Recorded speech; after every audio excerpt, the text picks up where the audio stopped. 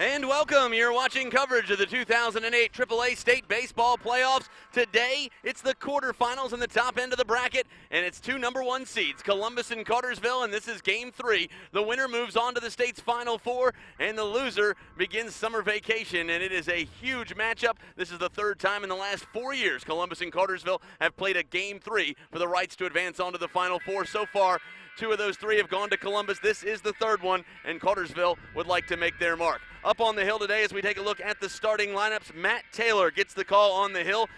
Behind the plate will be Travis Ben. Logan Dollar will be at first, Zach Laughlin at second, McClendon Hill at short, and Ethan Brubaker rounds out the infield for the Blue Devils. Out and left is Bobby Andrews. Will Howard has the honors in center, and Bryce Dial rounds out the lineup defensively for Columbus. Leading things off for Cartersville will be Donovan Tate. He'll be followed by Garrison Boston and Taylor Hightower. Then comes the 4-hitter Brack Barton. Ben Bridges will hit 5th. Adam Thurman hits in the 6th slot today. Jared Watley will DH for Wes Dobson in left field. Chris Huth hits 8th, and Cole Payne rounds out the lineup offensively for the purple and gold. And this is a fantastic day to play baseball. It is beautiful skies, about 82 degrees, and you couldn't ask for a better day to lace it up in a Game 3 quarterfinal. And moving on to the hill right now is Matt Taylor as Donovan Tate makes his way to the plate in what should be a fantastic day for baseball and a fantastic game for that matter. The left-hander Taylor, known for throwing hard, comes in here today and gets the start here in Game 3. The first pitch in the dirt, 1-0 now to Donovan Tate. Donovan Tate moved to the top of the lineup in the postseason, trying to give his speed on the base path, and we'll see if it pays off today for Cartersville. In the 1-0 pitch. That one low and inside. Make it 2-0 now to Tate. Taylor backs off the hill a little bit as Donovan Tate makes his way in.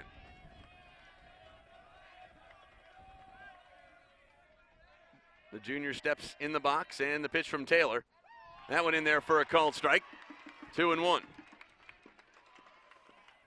Good looking pitch that time by Taylor, and the left-hander gets back up on the hill. Travis Ben barks in the call. 2-1 the count, and Taylor delivers. That one swung on and hit right to short. Coming on to make the play is McClendon Hill. He fires over to first in time. It goes 6-3, and it's 1 up, 1 down here for the Canes in the top half of the first inning. Cartersville was the visiting team in game number 1, where they picked up the victory 7-1. Columbus was the visiting team in game 2, where they pulled off the victory 13-2. And now they had to flip a coin for game 3, of which Columbus won, so they are the home team. So Garrison Boston now steps in, hitting in the 2 spot today for the Canes to face Matt Taylor. Stretching the pitch. That one inside. Make it 1-0. So Garrison Boston steps back in. Hitting from the right side of the plate. And the 1-0 pitch. Swing and a miss that time. It goes back to the stop.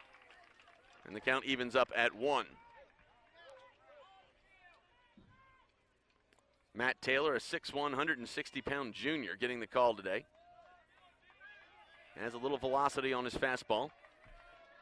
And the lefty, in the process of getting a sign when Boston called timeout and stepped out of the box.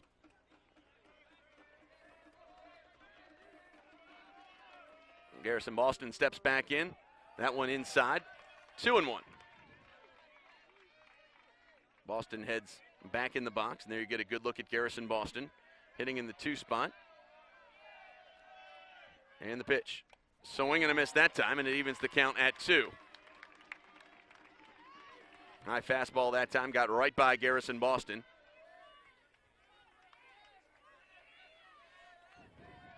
And Matt Taylor heads back up on the hill. Left-hander gets the sign, the pitch. Swung on, that ball hit in the infield. Coming on to make the play is Brubaker. He fires across the diamond in time. It goes 5-3. And it's 2 up, 2 down here for the Canes in the first. So Taylor Hightower will now step in. Hightower will hit from the right side of the plate.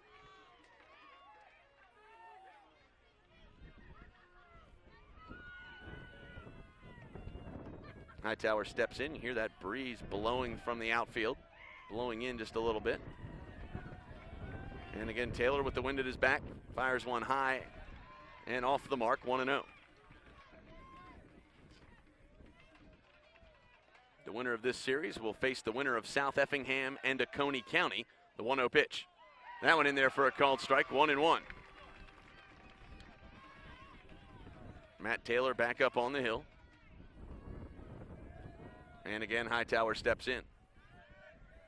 Count even at 1 with 2 outs. The pitch. That one away.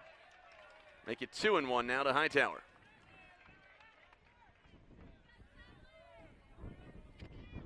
So Hightower steps back in.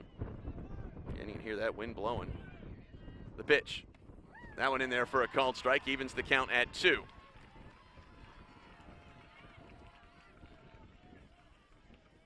Hightower steps back in.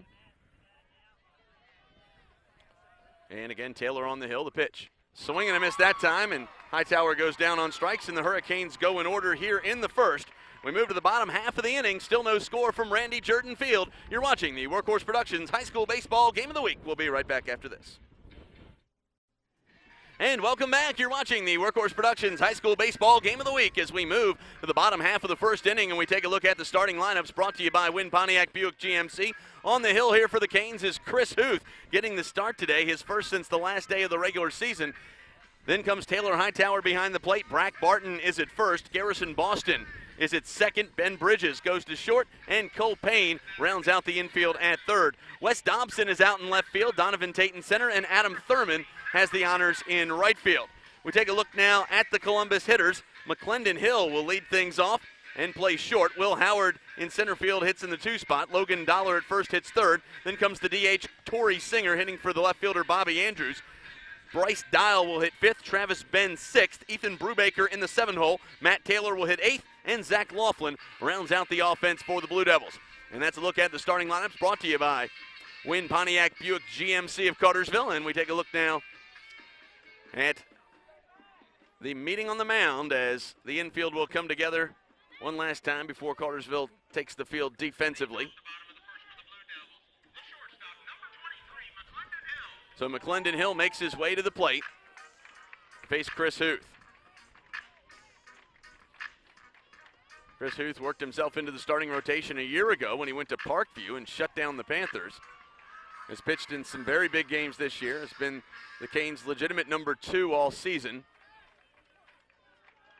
And now gets the call here today for the starter in Game 3. First pitch in there for a called strike, 0-1. Hootie back up on the hill, and stepping back in is McClendon Hill. Huth gets the sign from Hightower, and the 0-1 pitch outside, and the count goes even at 1. Whatever he did there, it drew Hightower from behind the plate. Also reporting today is John Nelson. John, what do you see? Well, so far, we had those same situations like yesterday. You just want to make sure early on in a key game like this that you don't get crossed up. There were times when the Canes pitchers were crossed up with Hightower, and it cost them dearly. You can't have that in a Game 3. Huth back up on the hill, the pitch.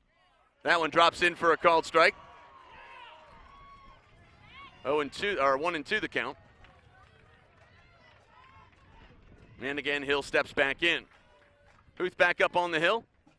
And the 1-2 pitch. That one misses inside, and the count moves to 2-2. Nobody out. Here we are, bottom half of the first inning. No score from Randy Jordan Field. Game 3 of a best-of-3 set. The stretch and the pitch by Huth. Swing and a miss. Actually fouled it back to the back. And the count remains 2-2. Hill just got a piece of that one. And the count's still 2-2. Huth back up on the hill. And 2-2 pitch. Swung on, that ball hit off the nub of the bat.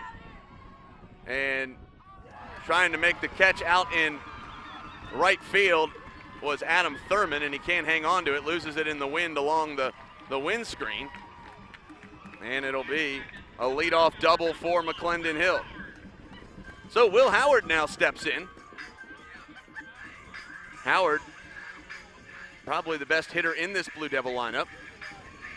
Playing for his father, and we talked about yesterday about what an honor that is to sit down. Most fathers and sons never get that opportunity, and how special that is for he and his father to play and coach at the same time on the same team. The pitch. That one outside, 1-0. Bobby Howard has been an institution here at Columbus High School, and obviously long enough to have his son get through and play for him. 1-0 pitch. That one in there for a called strike. 1-1.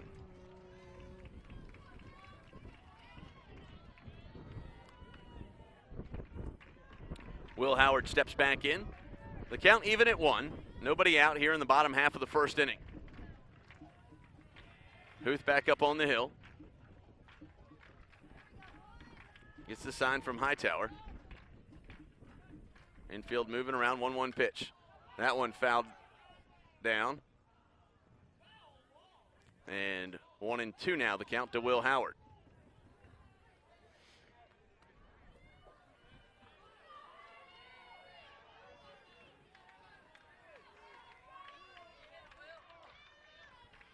Will Howard steps back in. The count 1-2. Huth checks his runner at second. The pitch. That one in the dirt. And the count even now at 2. Again, nobody out. Here we are, bottom half of the first inning.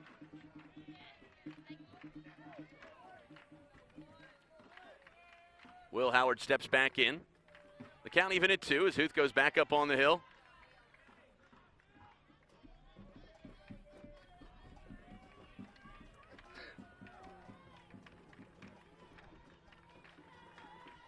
Huth taking his time. Checks that runner at second. And 2-2 pitch. Swung on, and that ball hit in the infield. Huth picks it up, fires on to first in time, but the runner moves down the line to third, and that's the first out of the inning.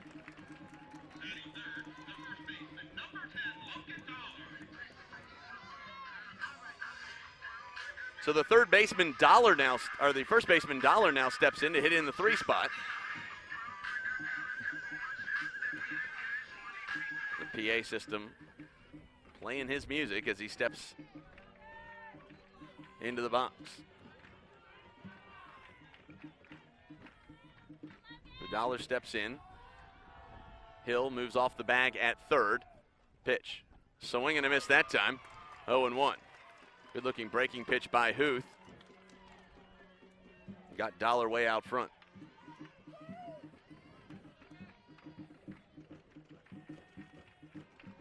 Dollar steps back in. Huth up on the hill. Checks his runner at third. The 0-1 pitch. High and away, make it 1-1.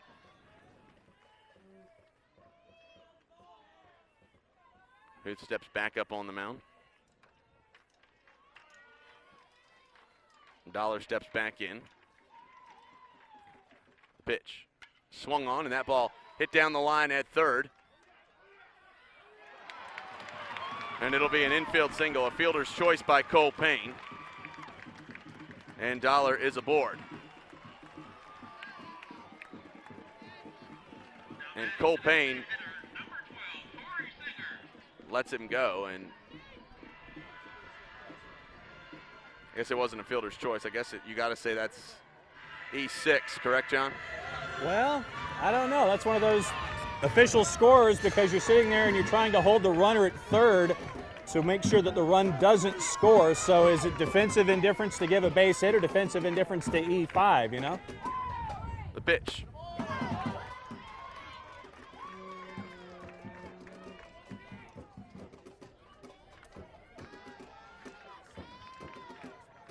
Well, runners in the corners now and 1 out for Torrey Singer. As Singer steps back in, the count 1-0. No relation. The pitch.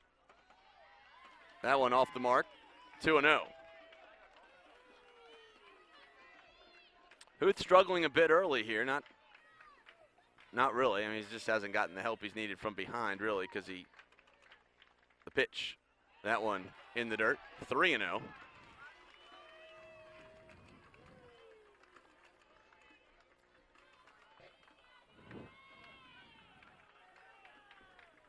Huth steps back up on the hill.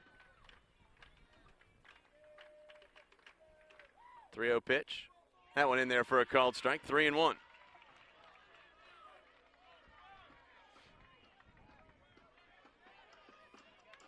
Huth steps back up on the mound. Singer back in the box.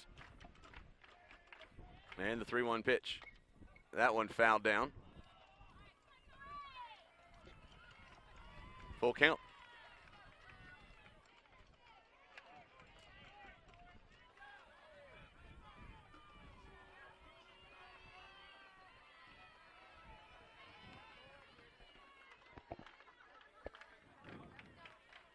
So the count full. Here we are, one out, bottom half of the first inning. And runners in the corners here for Columbus, and the Blue Devils are threatening as Huth comes off the mound. Big game here in the state playoffs. The winner advancing on to the Final Four. And the full count. Swung on, and that ball hitting the gap. It's down for a base hit. And runners will hold up at first and second. And again, it just seems like the Columbus hitters just seem to find the gaps. So Bryce Dial will now step in. With only one out and runners aboard on first and second. An opportunity to jump on the Canes early here in the bottom half of the first.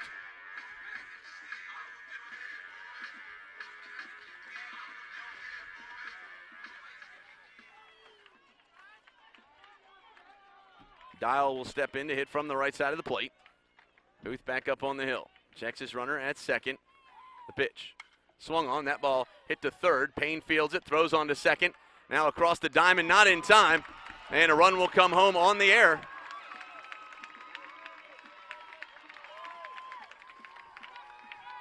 Poor throw that time at short. And the error will go E6. And it's now a 2-0 advantage for Columbus here in the bottom half of the first inning. And now Bryce Dial takes his place on first.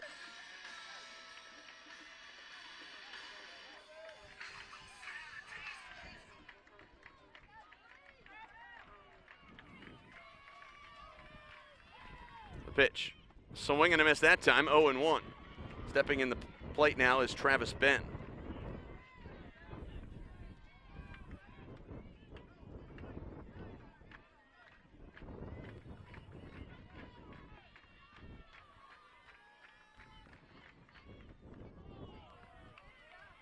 That one outside, 1-1.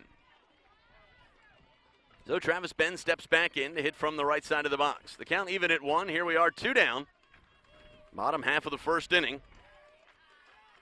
Chris Huth up on the hill. And the right-hander delivers. That one in the dirt, and the runner will go. And on the pass ball, Dial advances to second. And again, Bobby Howard's team very aggressive on the base path. They're going to put pressure on you at all times. And that brings Travis Ben to the plate. So Ben steps in, 2-1 the count.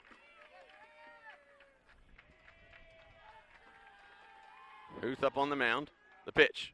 Swung on, and that ball fouled down the third base line, and the count goes even at 2.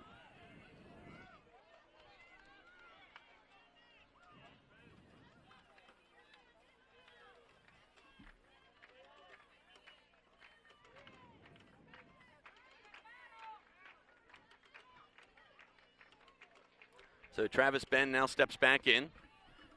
The count even at 2 with 2 down. Here we are in the bottom half of the first inning. Columbus with a 2-0 advantage.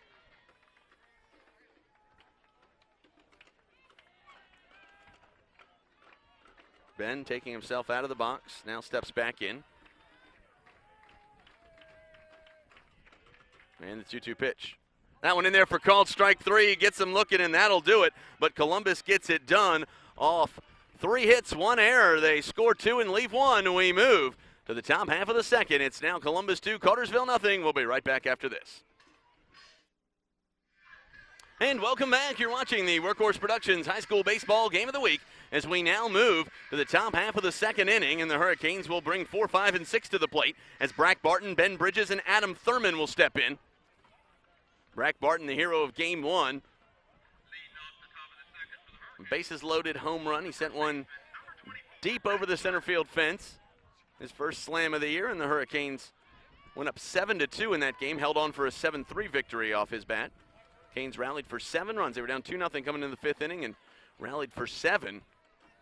Grab game 1, the pitch. That one high and away. 1-0. In the previous 2 meetings, the team that has scored first in game 3 has not won the series.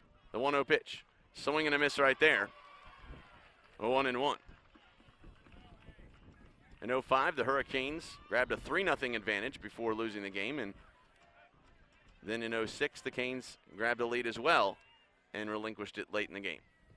1-1 pitch. That one in there for a called strike. 1-2. I'd like to thank the Columbus Dugout Club for all their help today to get our outfield camera set up and providing the scaffolding to make that work.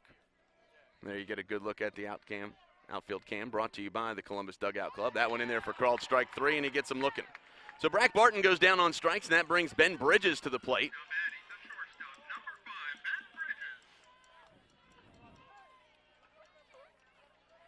We've seen a lot of baseball here at Workhorse Productions, and we've been around the state. There have been some very impressive places. We've been to Brookwood, been to Parkview, seen some very good places to see baseball around the state. And I tell you what, I think the 2 best I've seen are right here at Columbus and in Cartersville at Richard Bell Field.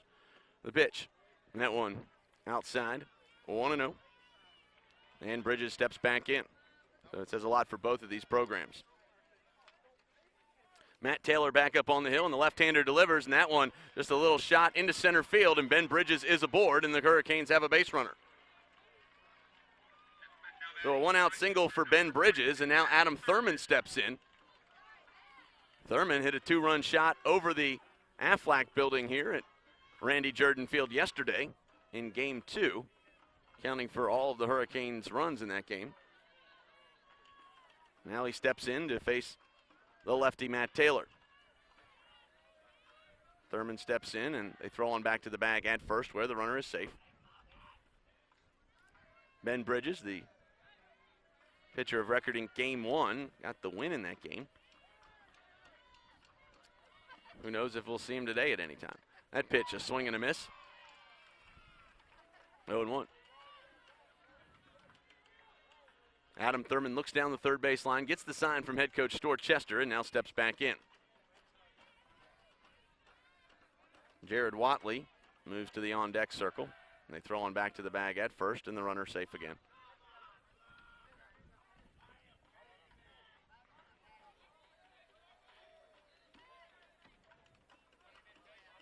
Oh, and 1 the count. They throw on back to the bag again, and the runner is safe.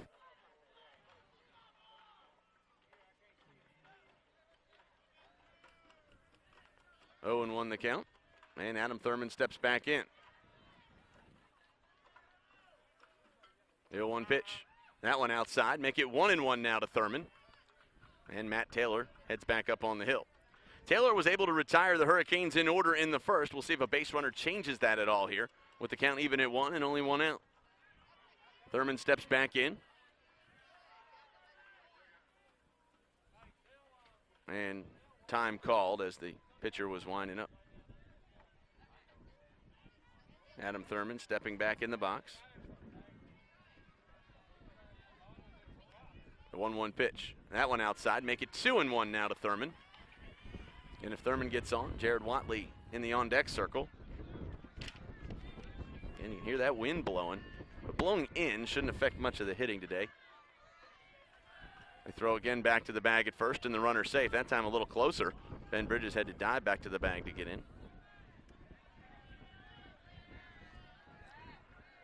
So Adam Thurman steps back in to hit from the right side, the 2-1 pitch.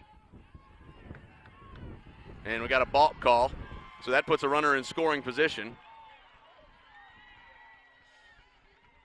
First balk of the game against Matt Taylor. Now Bobby Howard's going to come out. He just really wants the umpire to tell him what he did wrong. It's called from the home plate umpire, John. Normally you see it called from the second base umpire. Yeah, and I think in that particular situation, Taylor started and stopped, and you can't start your motion, stop, and then restart, and I think that's where it ended up coming from. And you saw it right there on the instant replay. So stepping back in now is Adam Thurman, 2-1 the count with a runner in scoring position, and they throw on back to the bag. And quick move, almost got Bridges at second. Good move by Matt Taylor, and the infield moving around, and they almost got him. 2-1 the count still.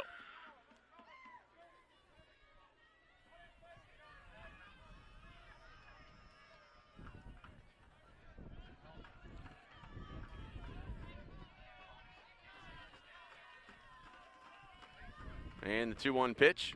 Swing and a miss that time, make it 2-2 now to Adam Thurman. Matt Taylor almost lulling Thurman to sleep that time by throwing to first so many times and then throwing to second. It was a long time before Thurman saw a pitch. Thurman steps back in, the count even at 2 with 1 out. They throw on back to the bag. Taylor didn't bring it out of his glove, nobody there as he wheeled around to throw to second. Count still even at 2, and Thurman steps back in. And Adam Thurman hitting from the right side of the plate, and the lefty delivers. That one in there for called strike 3, and he gets him looking. Second called strike 3 this inning, and now Jared Watley comes in. Watley had a big game yesterday.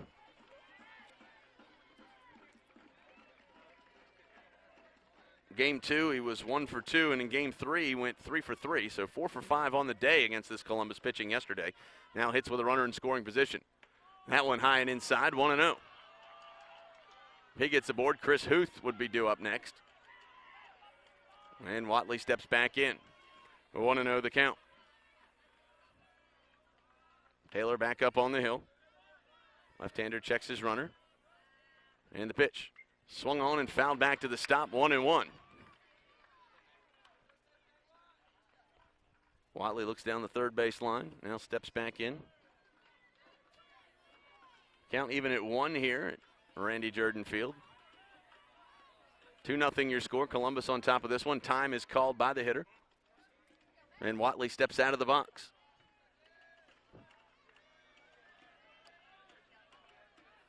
Count even at 1. The pitch. Swung on, and that ball hammered towards center field. It's going back toward the fence, but it'll stay in the park, and catching it over his shoulder is Will Howard for the final out of the inning. The Hurricanes get it done off a hit. They leave 1. We move to the top, or the bottom half of the second. It's now Columbus 2, Cartersville nothing. We'll be right back after this.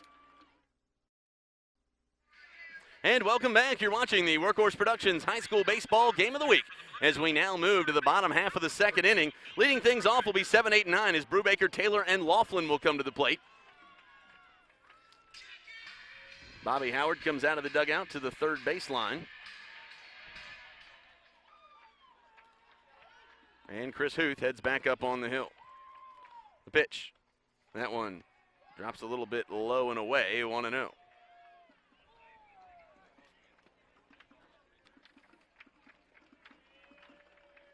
And the stretch in the pitch by Huth. That one in there for a called strike, and the count evens up at 1.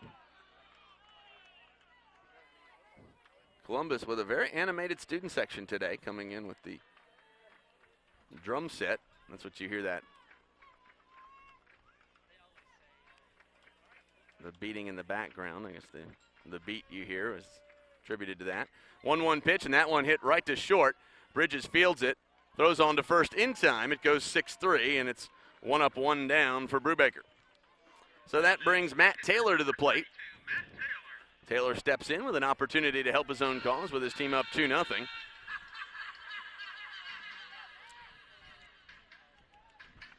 Taylor steps in to hit from the right side of the box. And the righty Huth gets the sign. The pitch. That one high, 1-0. Huth left that one a little bit high, and Taylor moved away on it, 1-0. The stretch and the pitch. Swung on and fouled back to the stop, actually out of play. Across the street here, adjacent Randy Jordan Field. And the 1-1 pitch. That one in there for a called strike, make it 1-2. Good looking fastball that time by Huth. Got it to the lower corner of the plate. And they step back in. Huth back up on the hill. And the right-hander delivers. That ball swung on and fouled away, still 1-2.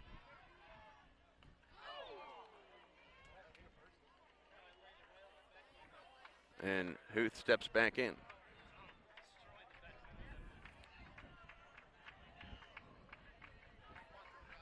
1-2.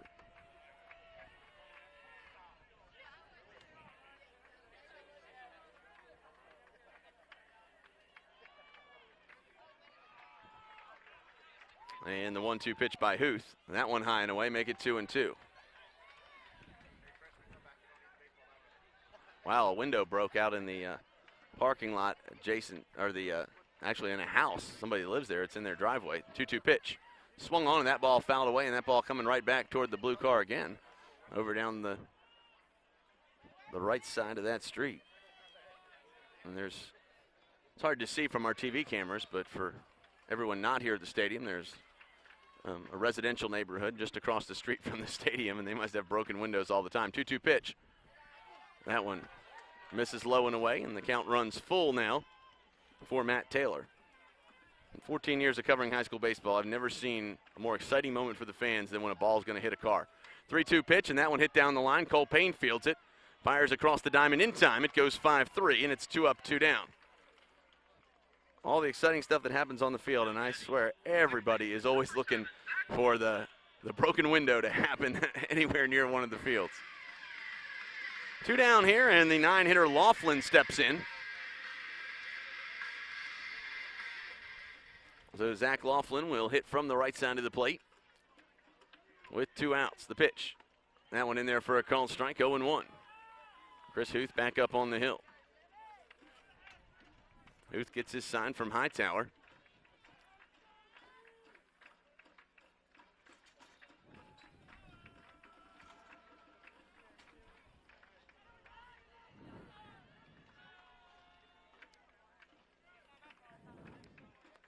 And the 0-1 pitch now.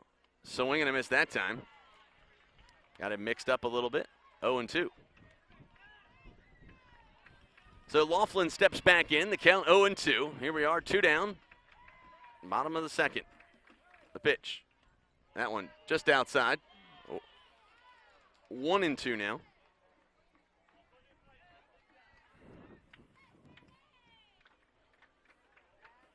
One and two now the count. And stepping back in is Laughlin. And the 1-2 pitch. Swung on, and that ball fouled way back and off the house adjacent to the field. And again, I'm sure they've got a lot of broken windows out here. I guess it's kind of like living next to a golf course. And the 1-2 pitch. Swing and a miss that time. It goes for strike 3, and that'll do it. The Blue Devils go in order here in the second as Huth retires the side, and we move to the top half of the third. Still Columbus 2, Cartersville nothing. We'll be right back after this.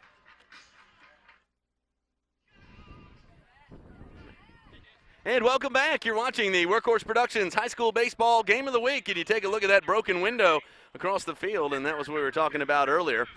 And now Chris Huth will lead things off for Cartersville as 8-9-1 will come to the plate for the Canes. Chris Huth steps in, hitting from the right side.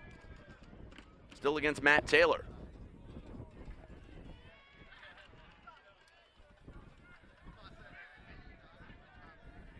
Huth steps in, Taylor back up on the hill. And the left-hander gets the sign. The pitch swung on, and that ball down the middle of the diamond. Coming on to make the hill is McClendon Hill, and he fires in time. It goes 6-3, and that was more of a next-level play by Hill. Good-looking piece of defense that time, and now Cole Payne steps in.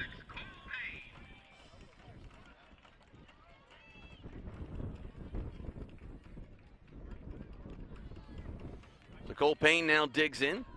1 out. Here we are in the top half of the third inning. Matt Taylor up on the hill, and the left-hander delivers. And that ball fouled back to the stop. 0-1.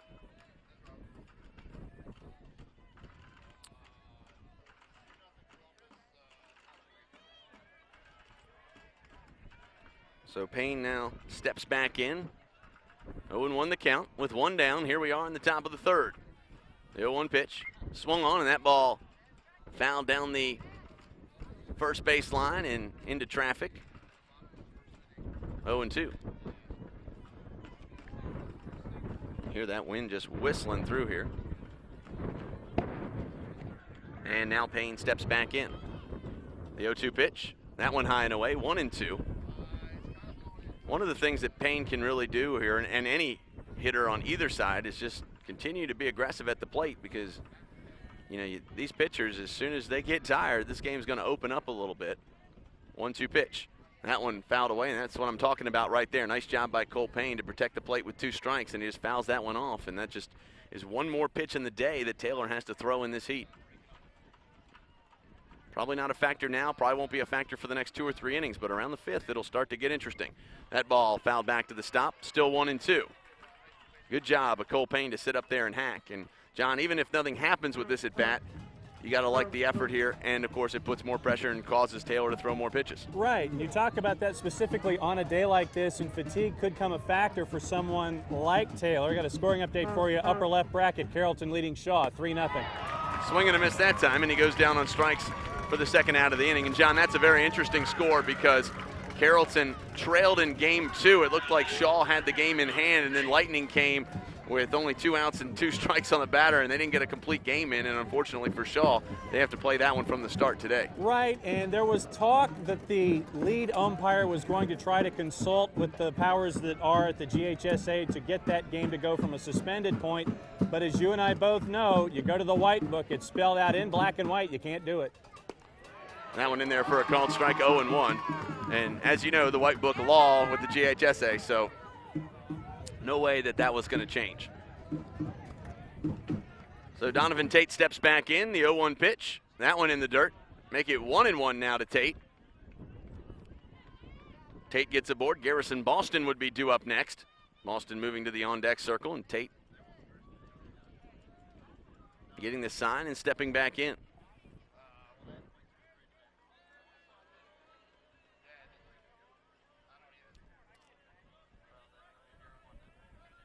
And the 1-1 pitch. That one away. 2-1 now to Donovan Tate.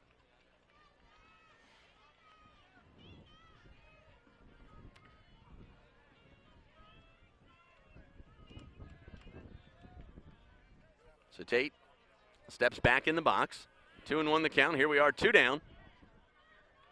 Top half of the 3rd inning. Cartersville trying to get something on the board. And the 2-1 pitch. Swung on and fouled back to the stop. 2-2. So Taylor heads back up on the hill.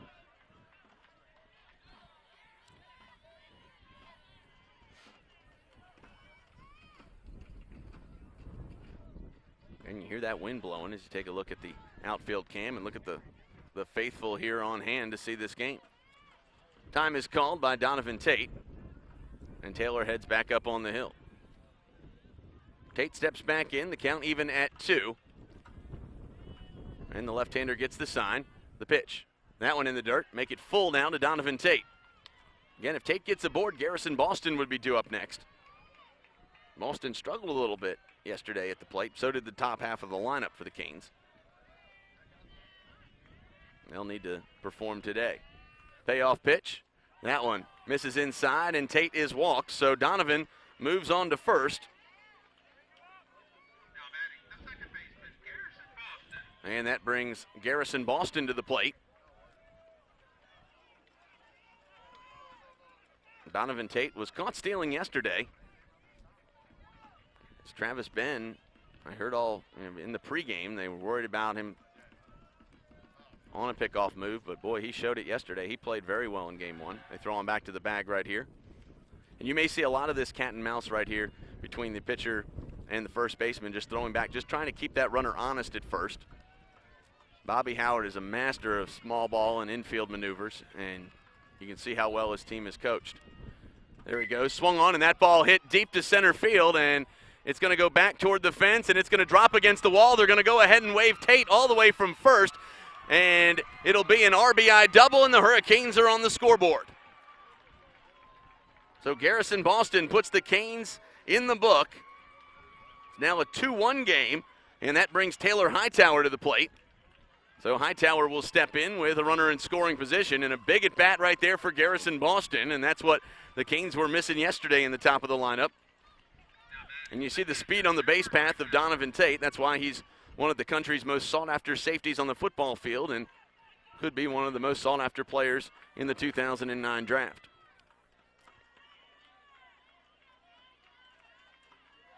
Taylor Hightower steps in.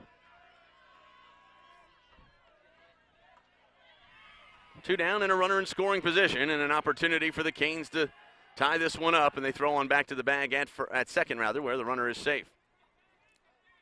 Again, a beautiful day for baseball here at Randy Jordan Field. All the local coverages here. The Ledger Inquirer along with WTVN. That one in there for a called strike, 0-1.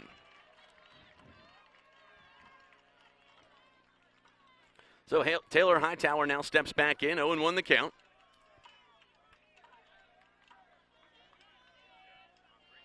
And the 0-1 pitch. That one outside, 1-1 now to Hightower. Hightower gets aboard. Brack Barton would be due up next.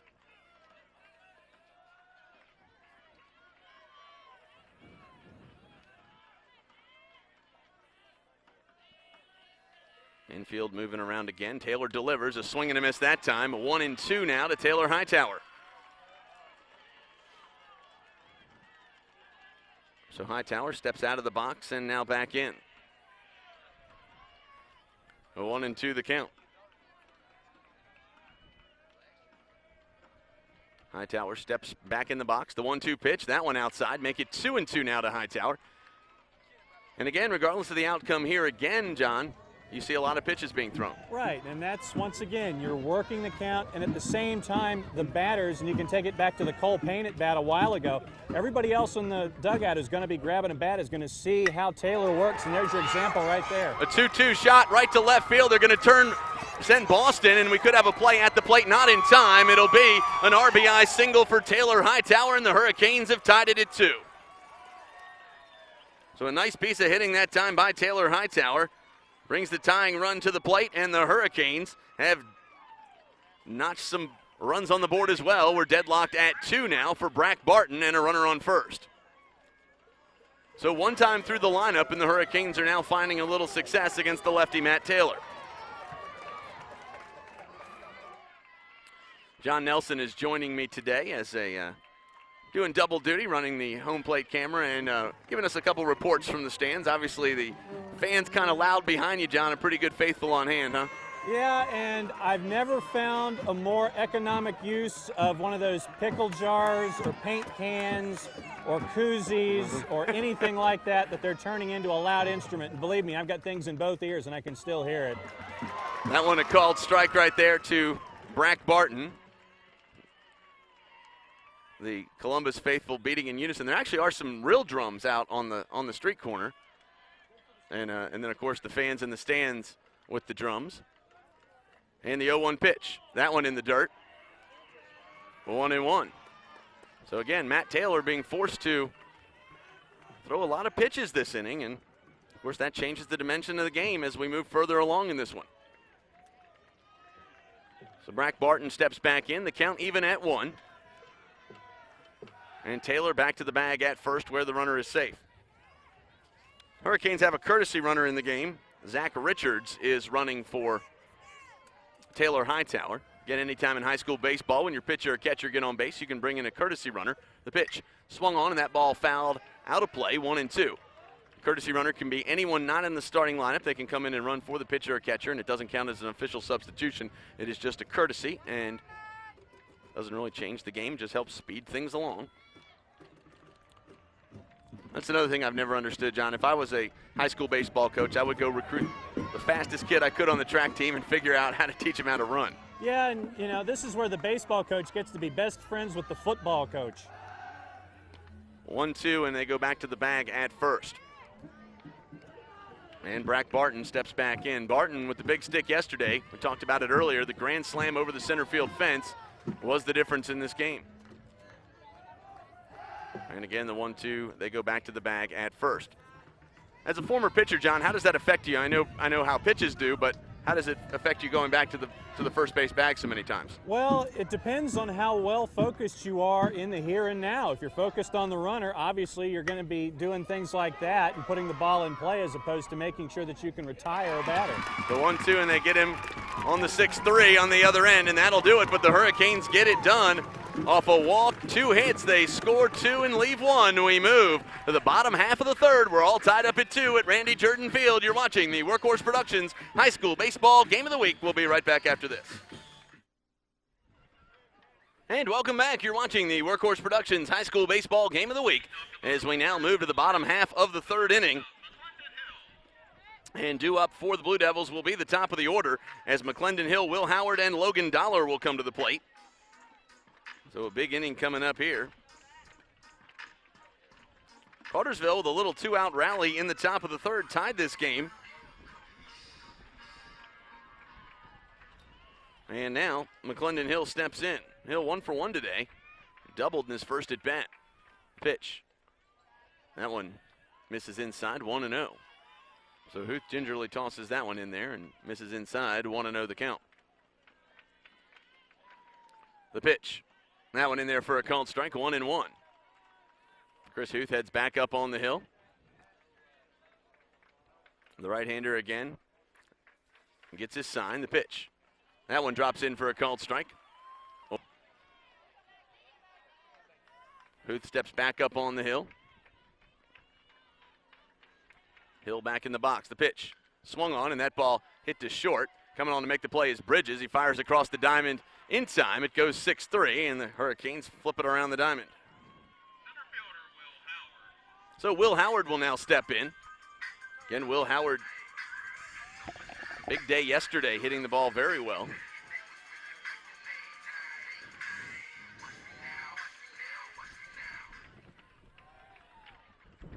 Cartersville outfield moving back just a little bit to give Howard the respect he got yesterday. The pitch. That one outside, 1-0. Here we are, one down, bottom half of the third inning. The pitch swung on, and that ball hit off the nub of the bat. Cole Payne fields it, fires across the diamond. It goes 5-3. Second out of the inning in the books. And that brings Logan Dollar to the plate. So Dollar will now step in.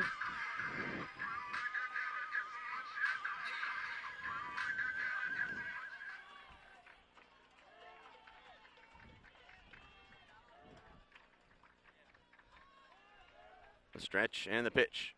That one in the dirt, 1-0. 6 AAA sent 2 teams to the state quarterfinals this year. 2 AAA sent 3 teams. So far, 1 has been eliminated and 1 is on the ropes, and another one tied here. So I guess this is an even fight here in Game 3 of this series. Shaw in a little bit of trouble, and unfortunately that ball just didn't work out for them. That one in there for a called strike, 2-1. They lost big in Game 1. We're leading in Game 2 before the weather called it off, but they used a lot of pitching yesterday and now face a good Carrollton team. That ball swung on and hit deep to center field, and I think that one is going to be gone, no doubt about it. A solo shot for Logan Dollar, and just like that, the Blue Devils have retaken the lead. So Dollar rounds the base path, and just like that, Columbus is back up 3-2.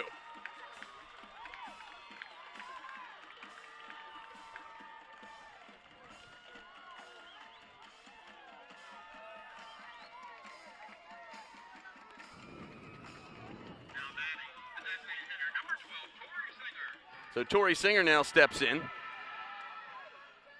Singer 1 for 1 today. Singled back in the first inning. Now steps in with his team up 3-2 and 2 outs.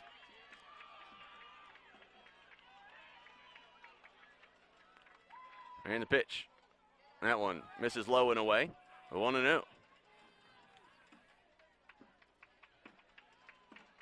Singer steps back in. And the 1-0 pitch. That one high and away, make it 2-0.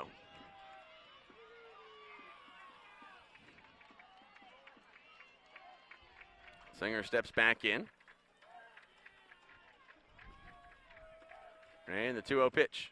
That one away, make it 3-0, and that brings Hightower from out from behind the plate. Talk things over. Huth might be rattled a little bit, John, after that home run ball. Most of Huth's mistakes have been with his fastball. The off-speed stuff, especially that 12-6 curve, has been working really well for Hootie today. Let me look down real quick, and I'll give you a couple of scoring updates in life in AAA. Bottom 6, South Effingham leading Oconee 11-8. Bottom 4, Carrollton still leading Shaw 3-0. Thanks, John. And there you take That one, ball 4, got by him. Late call there by the home plate umpire. So you get the home run, and then you follow it up with a walk, and now Bryce Dial steps in. You got another big hitter coming in to face Huth.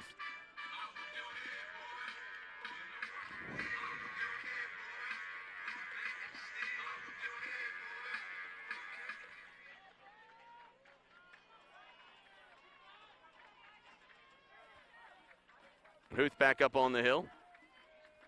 And the pitch.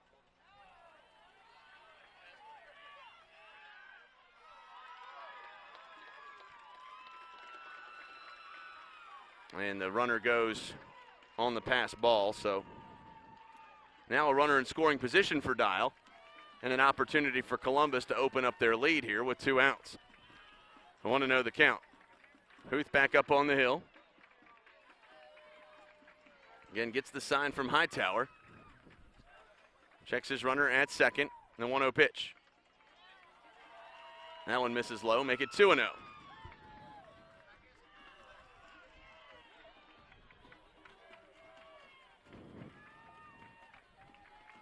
Chris Huth back up on the hill. And again, Bryce Dial back in the box. And the 2-0 pitch. That one in there for a called strike. Make it 2-1.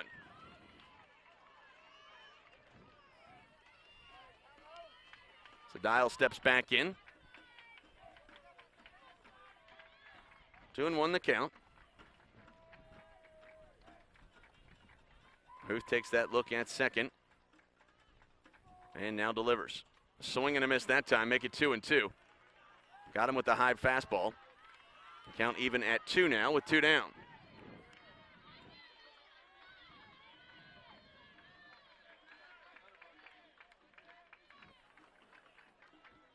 So Bryce Dial now steps back in. The count even at 2 with 2 down.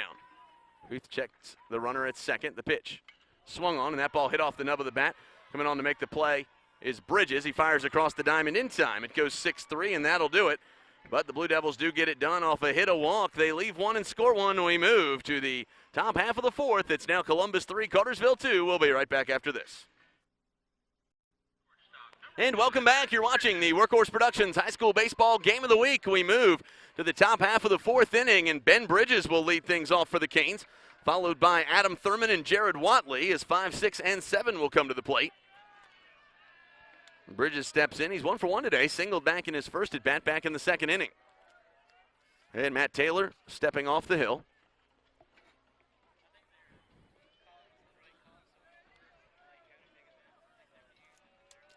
And there you take a look at Matt Taylor out in the outfield. The pitch, that ball swung on and scooped up into left field, but coming underneath it is Bobby Andrews for the first out of the inning.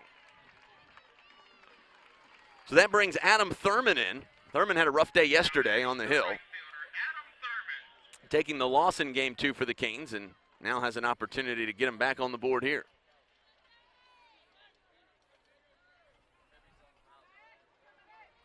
So Thurman steps in to hit from the right side of the box. Matt Taylor back up on the hill, and the lefty delivers. That one in the dirt, 1-0.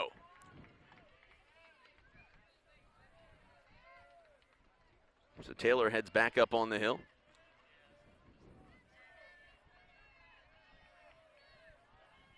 Thurman back in the box, and the left-hander delivers. Swung on and fouled back to the stop. Make it 1-1 now to Adam Thurman.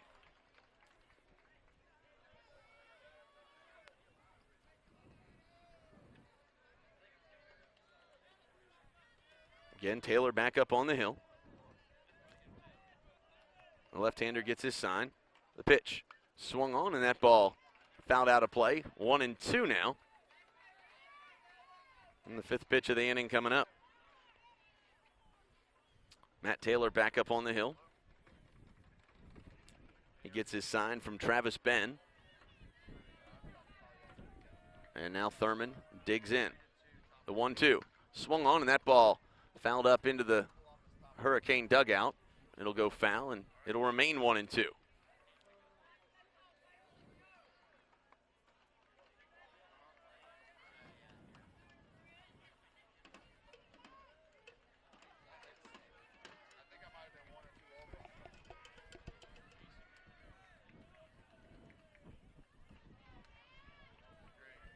So again, Adam Thurman steps back in.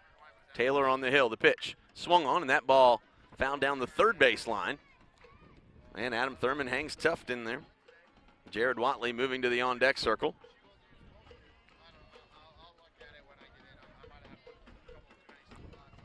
1-2 the count. So Adam Thurman now digging back in. And again, Taylor on the hill, the pitch.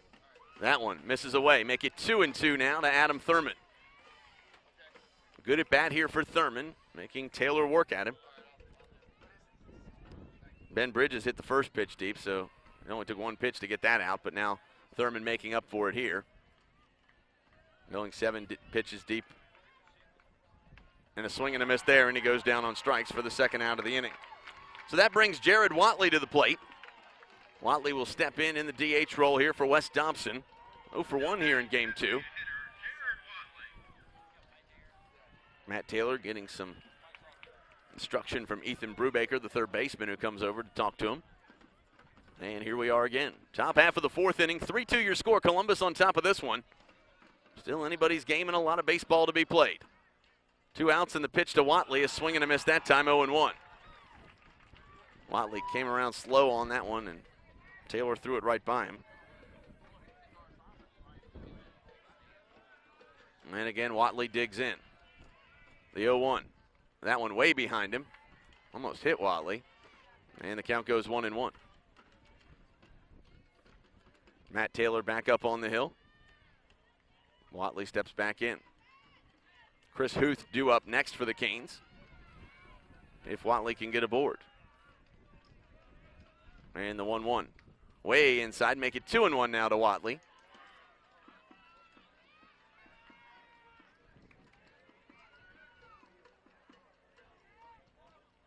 Watley steps back in, 2-1 the count. And the pitch. That one inside is 3-1 now to Jared Watley.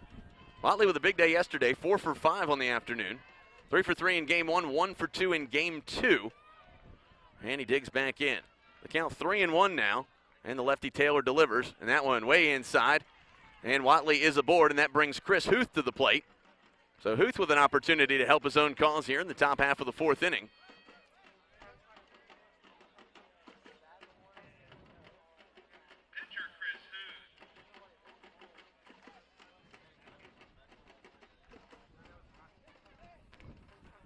And you hear the Columbus faithful beating on the drums here at Randy Jordan Field.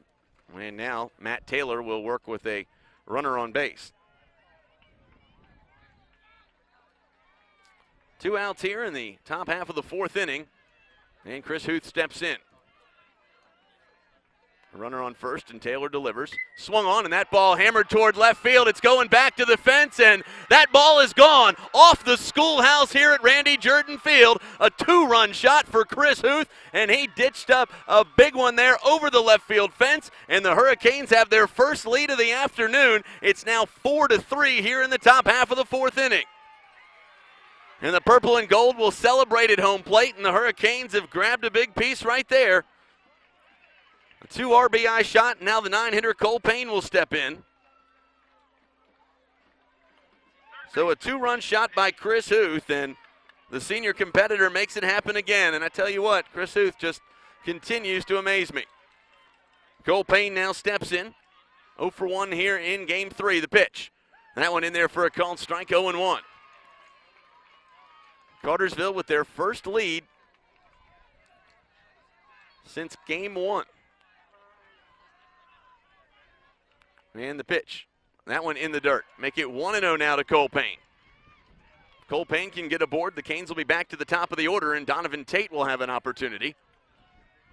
Cole Payne steps back in. Matt Taylor up on the hill. And the 1-1 pitch. Swung on and fouled back to the stop. Make it 1-2.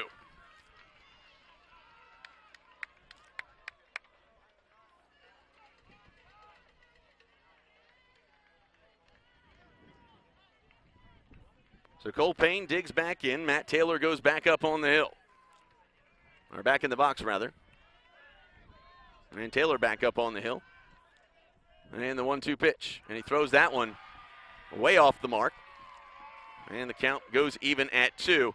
And John, we talked about Matt Taylor getting rattled a little bit with the heat. Could it be happening now? Yeah, and that's one of the things that you've got to, I think he's more focused on the pitch he gave up to Chris Huth than he is right now on Cole Payne, and that's not a good sign for Columbus right now. Focus on what you're doing, not what you've done. 2-2 count, though, now to Cole Payne, and Taylor delivers, and that one high. Make it full now to Payne. And Matt Taylor would like a different baseball, and he changes it out. The count now full to Cole Payne. Payne, well, a big at bat right here. If he can get on, the top of the order would be back up. Here we are in a 4-3 game in Game 3 of this best-of-3 series. Cartersville with their first lead here in Game 3. The pitch swung on, and that ball delivered into left field, but right into the glove of Bobby Andrews, and that'll do it. So the Hurricanes will start with the top of the order in the 5th. They lead it now 4-3 off a 2-run shot by Chris Huth. We'll go to the bottom half of the inning. It's Cartersville 4, Columbus 3. We'll be right back after this. And welcome back. You're watching the Workhorse Productions High School Baseball Game of the Week. 6, 7, and 8 due up here for Columbus in the bottom half of the 4th inning, and Chris Huth on the hill for the Canes. And the right-hander delivers. That one in there for a called strike, 0-1. Chris Huth back up on the hill. Stepping back in is Travis Ben.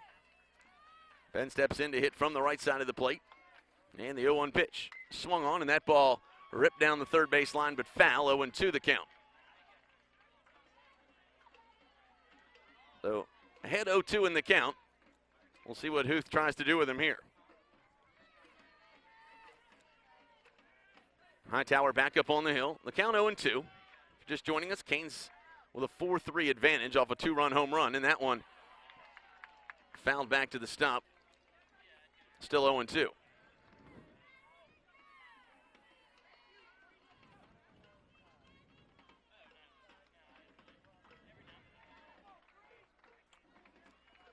So Huth heads back up on the hill, 0-2 the count. And the 0-2 pitch. That one high and away, make it 1-2. Huth not throwing that one anywhere near the plate, just trying to see if Ben would chase something outside the strike zone.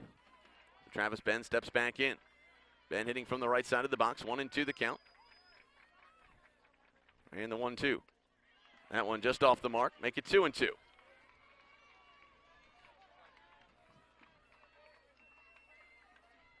So Ben steps back in, the count even at 2. Huth back up on the hill. And the 2-2 pitch. Swung on, and that ball hit deep to center field, but Donovan Tate on the prowl. And calling everybody off and making the out is Wes Dobson. And it's 1 up, 1 down here for the Blue Devils in the 4th. And that brings Ethan Brubaker to the plate.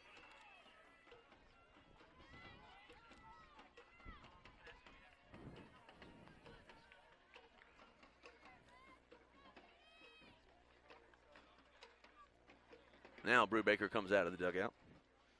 He'll go back and get some final instructions from head coach Bobby Howard. And there you see Coach Howard in his 24th season leading the Blue Devils. And there is not a whole lot better than that. He has the owner of 9 state championship banners here at Columbus High School. He's trying to get 10 the last 2 years playing for it, but coming up short. And the first pitch in there for a called strike, 0-1. But you'd be hard-pressed to find 2 better programs than what you're seeing on the field today. 0-1 the count. The 0-1 pitch. That one just a bit outside, 1-1. And when I say that, I don't mean just what happens between the lines, everything else about the programs, just how the kids react, the grades, just the overall integrity of the program and the parents. That one hit to short, coming on to make the play, and they fire across the diamond in time. It goes 6-3, and there's the second out of the inning, and that brings Matt Taylor to the plate. So Taylor steps in with an opportunity to help his own cause right here. Bottom half of the 4th inning here of Game 3 in Cartersville, holding a 1-run advantage. And Taylor Hightower coming from behind the plate to talk things over with Chris Huth.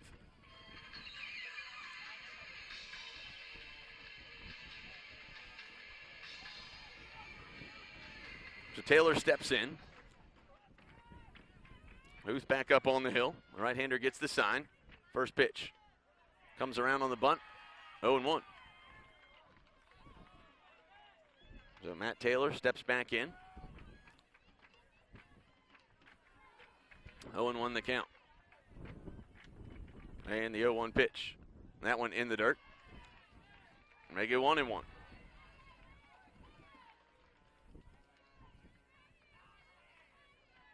So Huth back up on the hill. Count even at 1. And the 1-1. In there for a called strike. Make it 1-2 now to Matt Taylor. So Taylor steps back in. The count 1-2 with 2 down. And the 1-2 pitch. Swung on, and that ball hit to the opposite field. It's down for a base hit. Adam Thurman comes up throwing, but the runner will hold up at first with 2 down. And that now brings Zach Laughlin to the plate.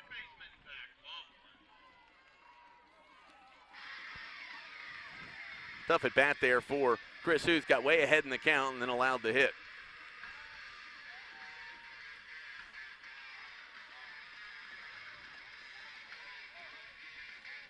So Zach Laughlin will now step in, hitting from the right side of the box with a runner aboard and 2 outs.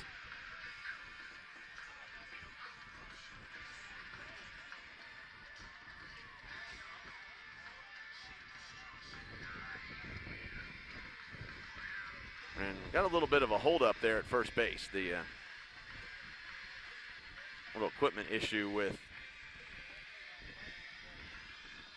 let's see who that is. It's a courtesy runner for the pitcher, Matt Taylor. That's Bobby. I believe that can't be Bobby Andrews. He's in the starting lineup. The pitch. That one high and away.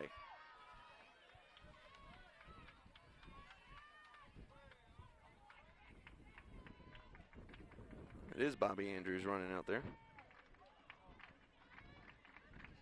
But I guess when he's pulled out of the DH position, not a possibility. I don't know. That's a good question. I guess if you're not batting, you can come in and run. 1-1 the count.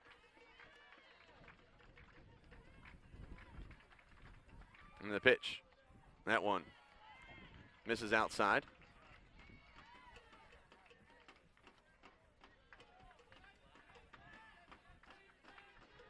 Two and 1 the count.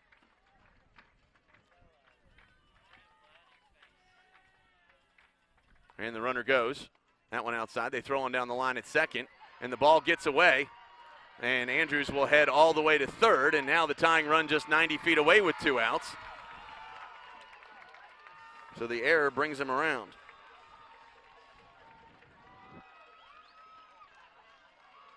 So Taylor, or Andrews rather, gets a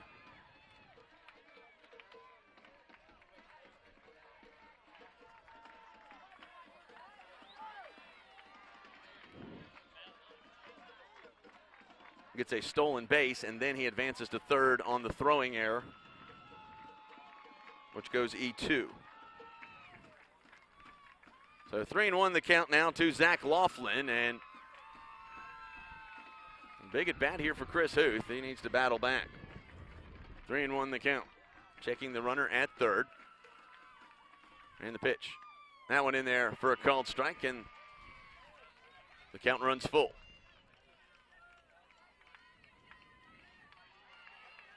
So Laughlin now steps back in.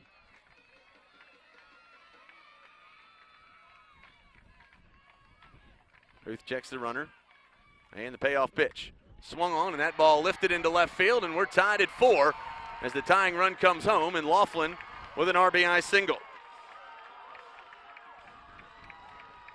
So deadlocked at 4. Here we are in the bottom half of the 4th. Still 2 outs, and Columbus with a little 2-out rally, and now the top of the order coming in as McClendon Hill will come to the plate.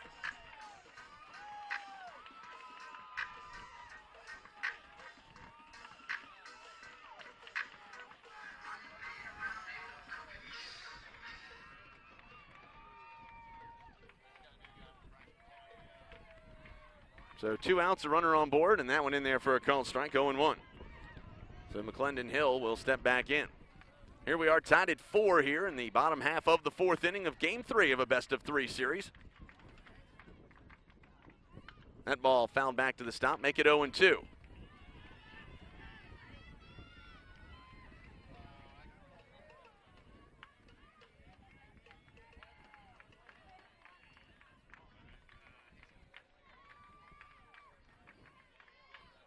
To the count.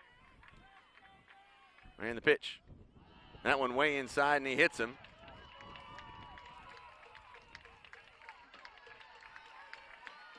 So runners aboard on first and second, and now Will Howard steps in.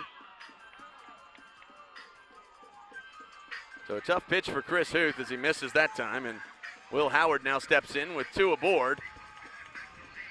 And a chance for the Blue Devils to get the lead here in the bottom half of the 4th inning. Howard steps in to hit from the left side of the box.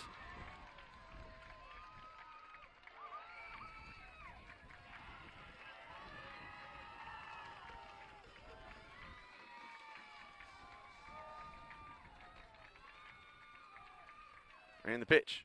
That one high and away. 1-0.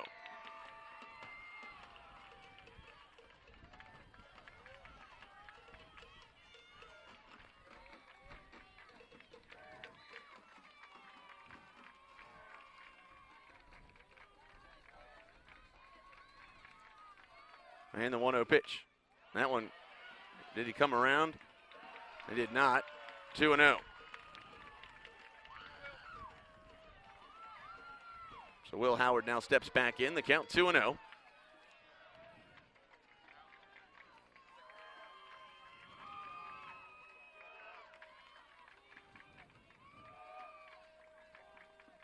And the 2-0 pitch. Swung on, and that ball hit down the first base line. Easy play for Chris Huth. Files it 1-3 in the book, and that'll do it. But the Blue Devils do get it done off 2 hits, a walk. They score 1 and leave 2. We move to the top half of the 5th inning, all tied up at 4. We'll be right back after this. And welcome back. There you see head coach Stuart Chester making his way around the home plate area over to the third base bag as the top of the order due up here in the 5th for the purple and gold in Cartersville, trying to get something going offensively. The Canes rallied from a 2-0 deficit to tie it at 2, then trailed 3-2, then took the lead 4-3, and now are tied at 4. The pitch. That one in the dirt now to Donovan Tate. So the Hurricanes with a big at-bat coming right here. They'd like to put some pressure on the Blue Devils. The 5th was big in Game 1 for the Canes. They plated 7 runs in Game 1 and went on to win that game 7-3. The 1-0 pitch way inside to Tate. Make it 2-0. Matt Taylor back up on the hill. So Matt Taylor has thrown a lot of pitches here in Game 3, only through the 4th inning. Had a lot of pitches thrown in the last inning. The 2-0 pitch swung on, and that ball lifted into left field. It's down for a base hit, and Donovan Tate will take second.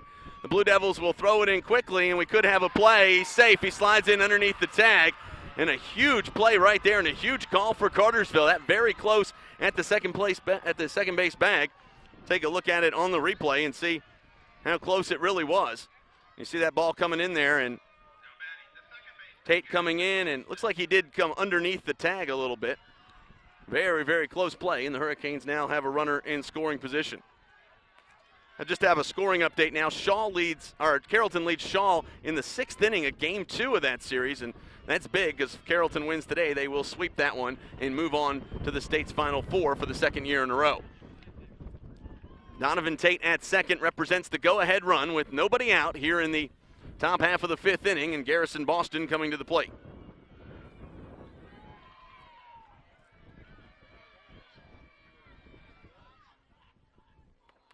That ball misses away, 1-0 now to Garrison Boston.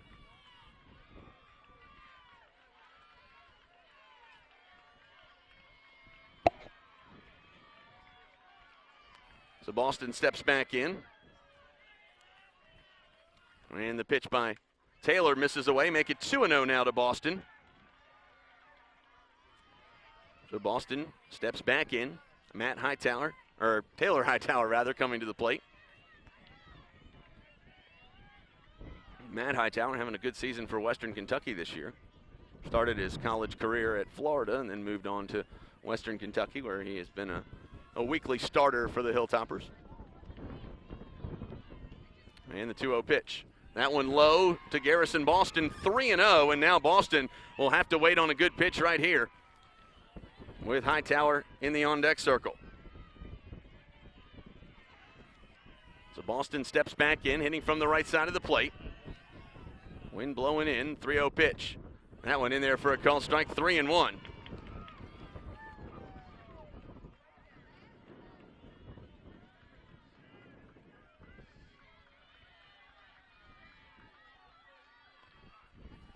And the pitch by Taylor, that one high and away, and he walks him, and the Hurricanes have 2 aboard now for Taylor Hightower. So runners on first and second with nobody out here in the top half of the 5th, and the Hurricanes are threatening, and Bobby Howard comes out to talk things over with his lefty, Matt Taylor. And I don't know if we've got any action in the bullpen, but we may see a change. Looks like we will, and they're going to make the Wynn Pontiac Buick GMC call to the bullpen, and we'll take a quick break. You're watching the Workhorse Productions High School Baseball Game of the Week. We'll be right back after this. So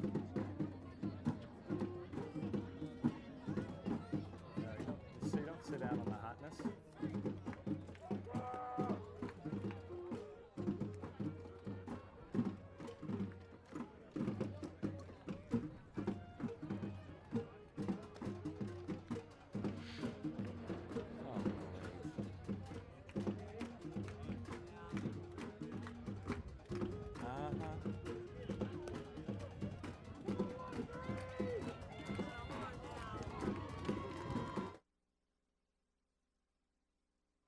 And welcome back, and there you see Ethan Brubaker, and the Blue Devils are going to bring him in here in the 5th to try to stop the Hurricane arsenal. Taylor Hightower now stepping in with runners aboard on first and second. Brubaker now steps in to try to control the Hurricane hitters. The line on Matt Taylor, 4 innings pitched, 20 batters, 5 hits, 4 runs. All of them earned, 2 walks and 5 strikeouts, 1 balk, 1 home run. But these 2 base runners will be credited to Taylor as well. So Hightower steps in to bunt. That one outside, 2-0. Now Brubaker threw 3 innings of baseball yesterday. Let's see go back and get the line in game 1. Brubaker went 2 2/3, faced 10 batters, but threw a lot of pitches. We'll see how many he really did throw here. That one in there for a called strike, 2-1, and how much it affects him.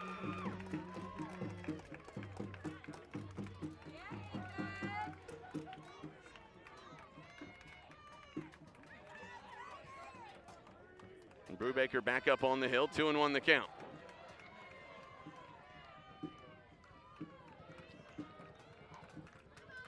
And the 2-1 pitch. That one fouled back, 2-2 now to Taylor Hightower. So the bunt probably off now for Hightower with runners aboard on first and second.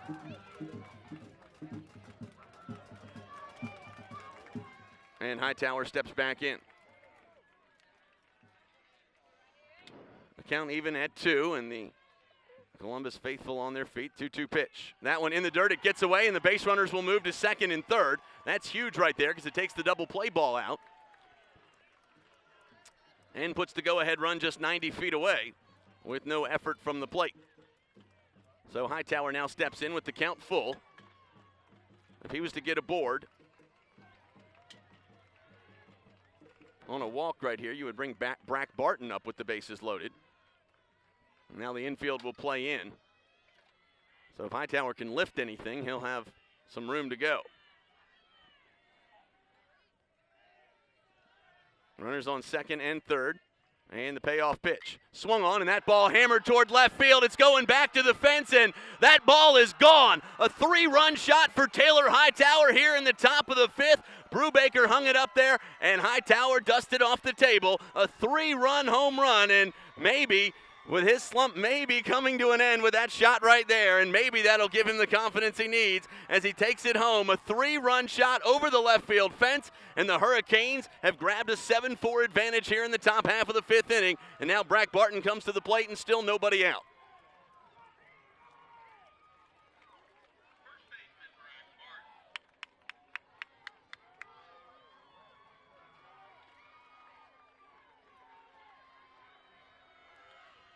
So Brubaker back up on the hill. And the first pitch in there for a called strike to Brack Barton, 0-1.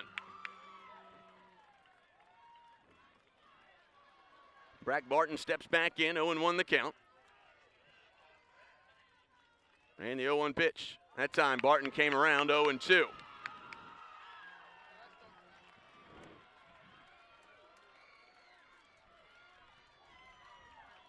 Barton steps back in at the plate. And the 0-2 pitch for the right-hander Brubaker, and that one in the dirt. Make it 1-2. So Brubaker heads back up on the hill. Still a lot of baseball to be played.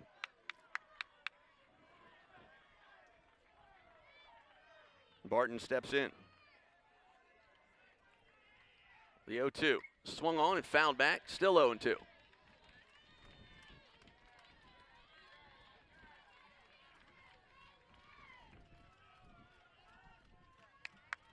Actually 1-2 the count. They were late to put that ball on the scoreboard, and I forgot about it. So Brack Barton now steps back in, 1-2 the count. The pitch. That one in the dirt. Make it 2-2 now to Brack Barton.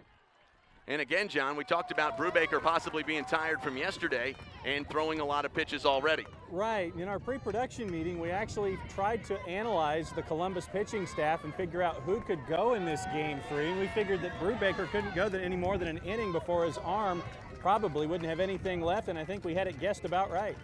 2-2 on the way. That one in there for called strike 3, and he gets him looking. And that brings Ben Bridges to the plate. So Brack Barton just the first out of the inning here in the 5th.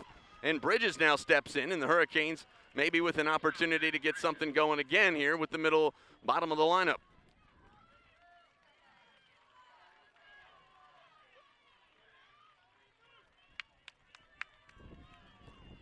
So Ben Bridges now steps in. Cartersville leading it 7-4. The stretch and the pitch. That one misses away. 1-0.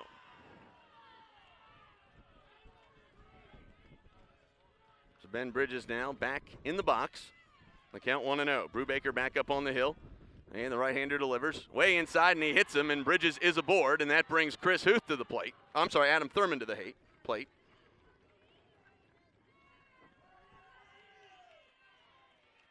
So Thurman will now step in with a runner aboard and only one out. Here we are, top half of the 5th inning, and the Hurricanes continue to send runners to the plate.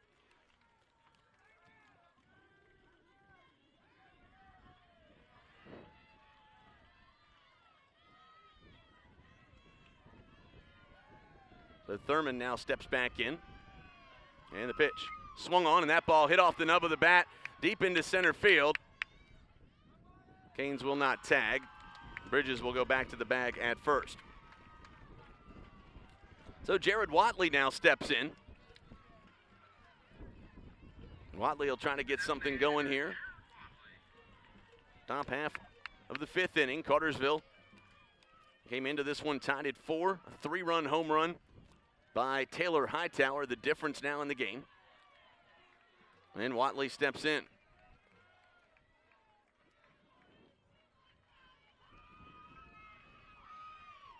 And Brubaker delivers. That one high, 1-0.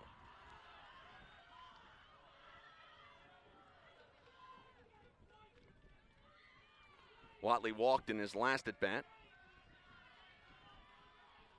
And he steps in right here. The pitch. That one high and away.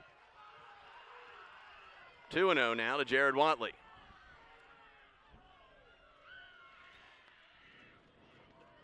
Watley digs back in.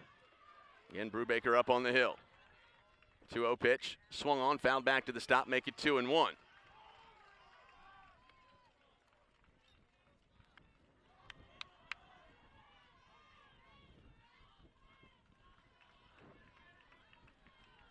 Watley steps back in.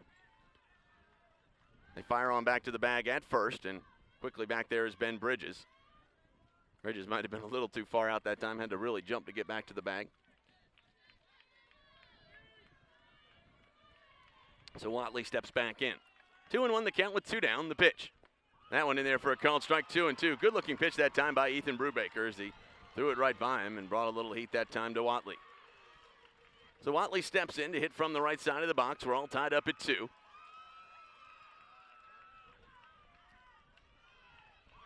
Canes come off the bag at first. The pitch swung on, and that ball tattooed into left field, and it's going to fall down, and the Hurricanes will send the runner to third. We could have a play there, and we won't, and in will be Watley with a double, and the Hurricanes now bring Chris Huth to the plate with 2 in scoring position and 2 down here in the top of the 5th inning. Huge at bat that time for Jared Watley. So Chris Huth now steps in the top half of the 7th inning up in Carrollton right now. It is the Trojans 6 and Shaw 1.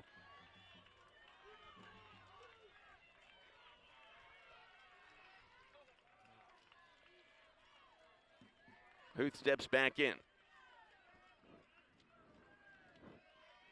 First pitch. That one all the way back to the stop, and they're going to hold the runner at third. With the short porch right here, not a probably a very wise move because he may have had a play at the plate. And the distance from home plate to the backstop, very similar to what LaGrange has. And if you remember a lot of the series we used to play down there in 2003 and 2004, a lot of plays at the plate with loose balls back to the stop. 1-0 the count. So Huth steps back in. And the 1-0 pitch. Swung on, that ball hit off the nub of the bat and into foul territory. Huth with an opportunity to really help his own cause right here as he steps in from the right side of the plate. 1-1 the count now as Ethan Brubaker heads back up on the hill. This is the first time that Huth has faced Brubaker today. 1-1 the count. That one outside.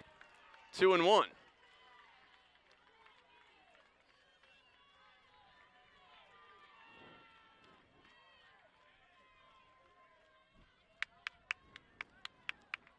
Huth steps back in.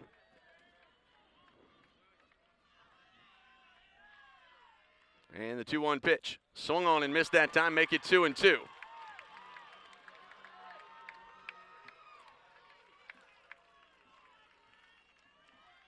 Hurricanes with a big opportunity right here as Huth steps back in.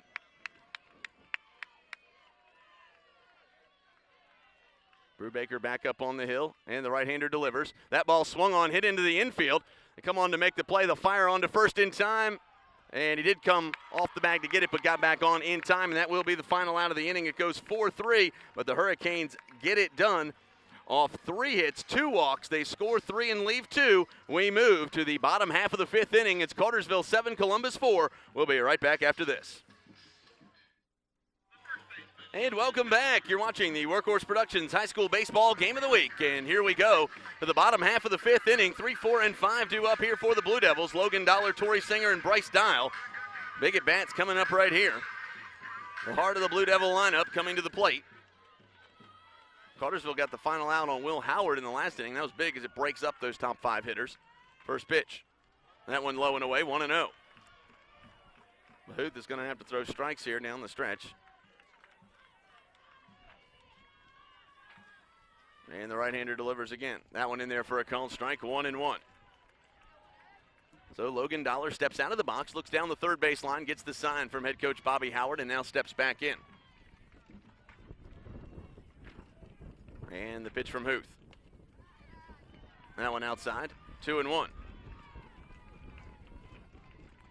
Dollar steps back in. Huth back up on the hill.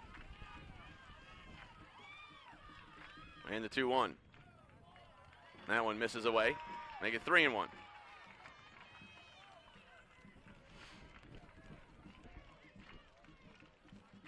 Huth back up on the mound, and the 3-1 pitch. Swung on, that ball popped up and way out of play.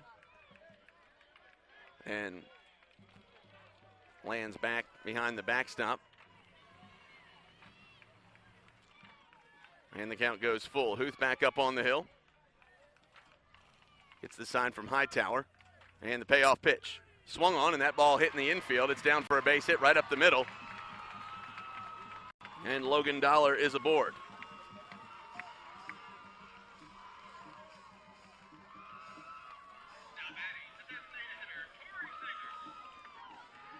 So Tori Singer now steps in with a runner aboard and nobody out here in the 5th.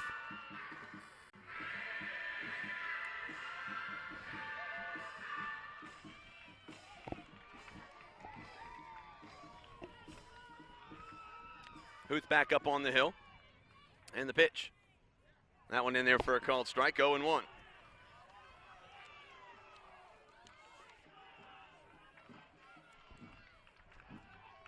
Huth back up on the mound.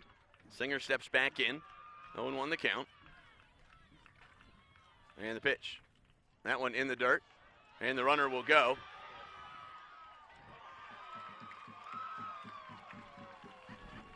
So Logan Dollar gets all the way to second on the pass ball.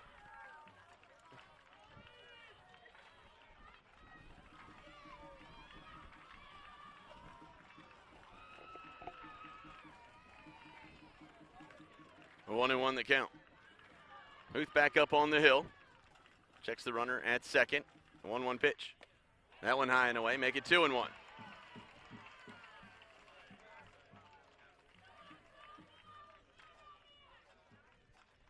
Huth back up on the hill, checks the runner at second.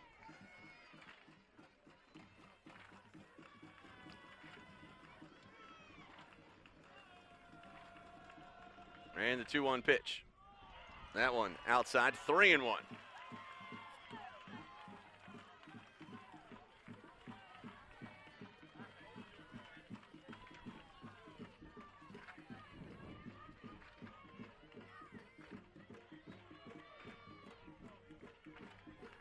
So Singer steps back in, 3-1 the count with a runner in scoring position. Nobody out here in the bottom half of the fifth inning. Huth checks the runner at second, the pitch. Swung on, and that ball hit deep. Coming on to make the play that time was the shortstop, Ben Bridges. And even though he stopped that ball, that may have been the only play. John, I don't believe he could have made the throw even if he came from the backside over there. No, I think the safest play in that particular instance was for Bridges just to hang on to the ball and keep the runner from going to third, because now, even with no one out, you've got first and second, you've got a force play at third, and you can pretty much make a double play on any kind of a ground ball. So he still can be in the driver's seat here to get some outs here in the bottom of the fifth. And you hear the music playing here at Jordan Field, and with nobody out, runners aboard on first and second, and a big batter coming up right here as Bryce Dial steps in. Huth back up on the hill. Again, nobody out. Here we are, bottom of the fifth. Tying run at the plate. The pitch. That one misses away, 1-0. Huth having a hard time finding his spots right now.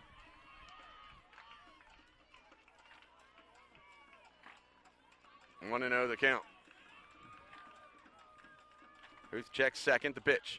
Swung on, and that ball fouled down the third base line.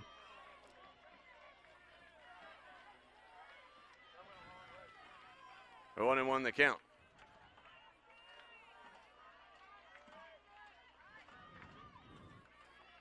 A 1-1. Huth back up on the hill. And the 1-1 pitch. Swung on, and that ball hit off the nub of the bat. Huth can't get it, and everybody's safe. An infield single. So the bases are loaded now for Travis Ben. And for the Hurricanes, the force play would come to the plate with nobody out. So Taylor Hightower comes out to set the defense. Chris Huth came off the mound funny, and hopefully he's all right.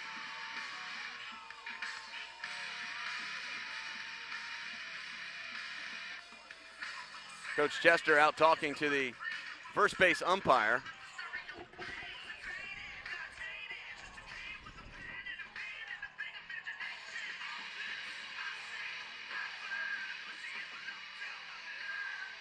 I'm not sure what the discussion would be about. John, any idea what that would be?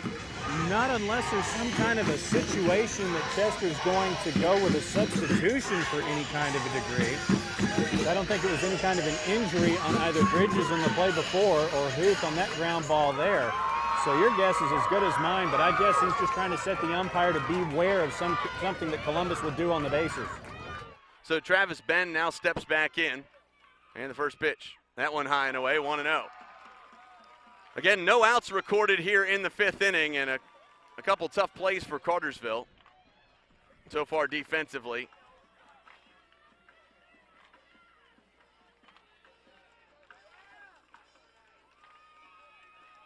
And the 1-0 pitch.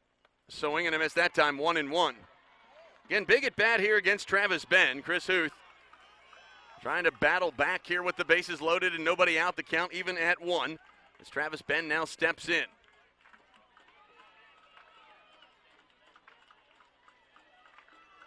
Huth back up on the hill, checks his runner at third.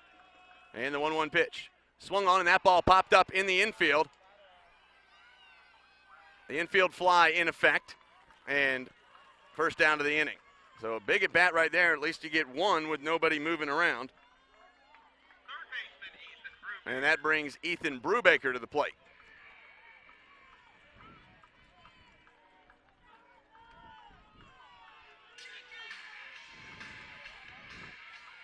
So Brubaker now steps in with the bases loaded and 1 out. Here we are in the bottom half of the 5th inning. Huth back up on the hill. Checks his runner at third. And the first pitch. That one high, 1-0. Huth left that one up just a little bit, 1-0 the count. So Huth steps back up on the mound. Again, the base is loaded as Brubaker digs in. And the 1-0 pitch. Swung on, fouled back to the stop, make it 1-1.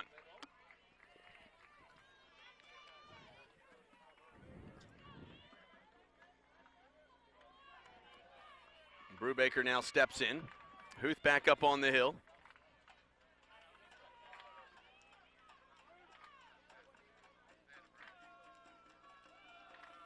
And the 1-1 pitch by Huth. Swung on, that ball hit to the opposite field. It's down for a base hit. It'll go all the way to the fence. They're going to go ahead and send 2 runners, and they'll hold up everybody at second and third. It'll be a 2 RBI double for Ethan Brubaker. And just like that, the Blue Devils are right back in it. It's now a 1-run game. It's 7-6 here in the bottom half of the 5th inning.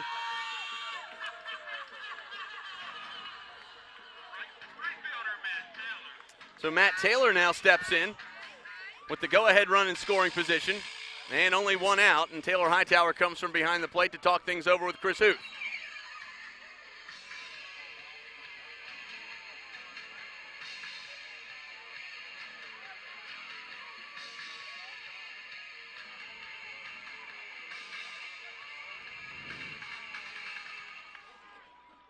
So Matt Taylor now steps back in. 7-6 your score. Here we are in the bottom half of the 5th inning, a game 3 of a best-of-3 series.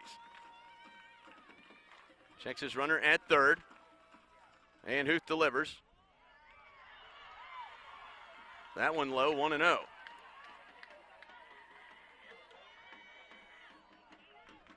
Huth back up on the hill, 1-0 the count. Taylor steps back in.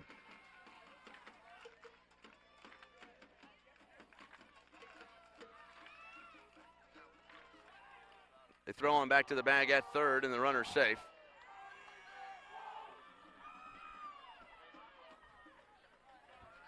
So 1-0 now the count with 1 out. And that brings Matt Taylor to the plate. Taylor steps in. The infield playing in a little bit right now. And Huth steps off the hill.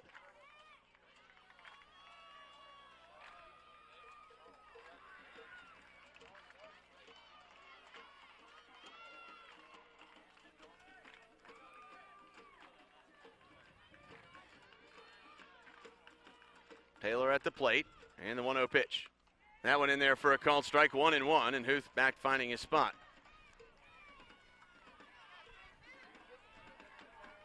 Huth back up on the hill.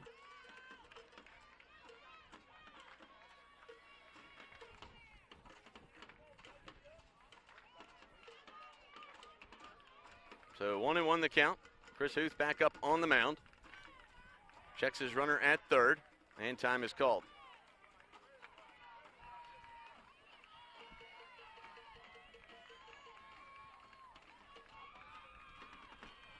Huth back up on the hill. The count even at 1 as Matt Taylor steps back in, and now, again, time is called.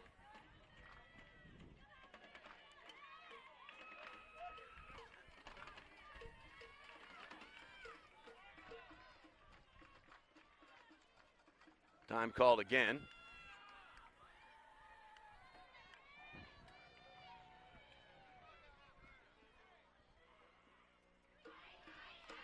Bobby Howard issuing the sign to Matt Taylor, and Huth back up on the hill. The count even at 1. Here we are, 1 out. Still bottom half of the 5th inning. The tying and go-ahead runs are in scoring position here for Columbus in the bottom of the 5th. The pitch. That one low and away. 2-1. From up here it looked good, but obviously the home plate umpire with a better view of it than I have. Chris Huth back up on the hill. 2-1 the count. Time is called. And again, Taylor stepping out of the box.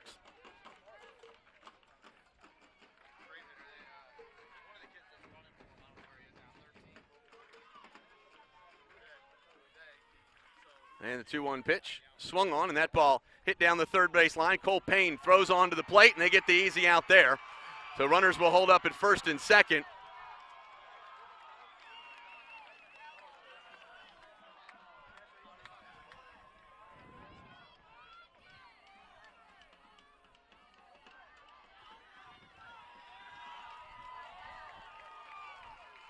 The home plate umpire is going to talk it over with the third base umpire.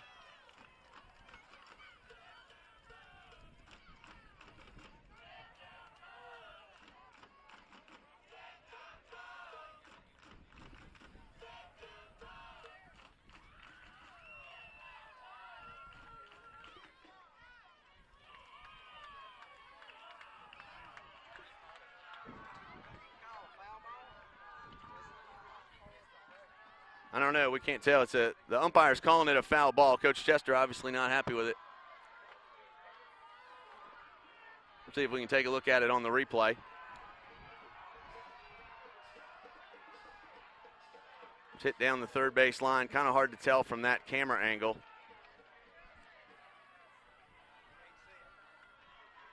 And changes the situation a little bit because instead of taking the runner off third, moving him back and giving him an out, you give him another opportunity right here as Taylor steps back in.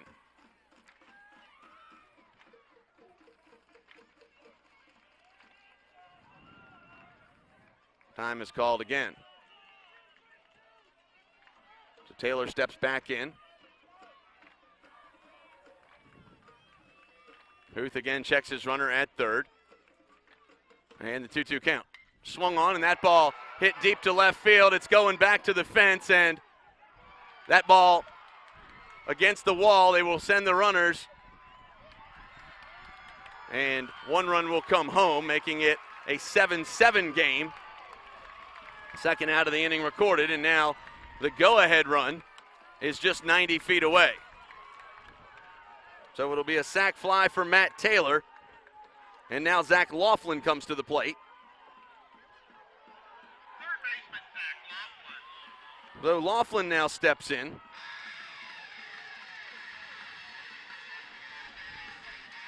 So Columbus plates 3 runs here in the bottom half of the 5th inning. We're tied at 7.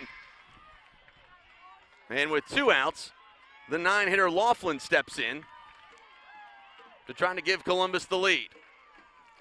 Real controversial call on third led to that play. And the pitch.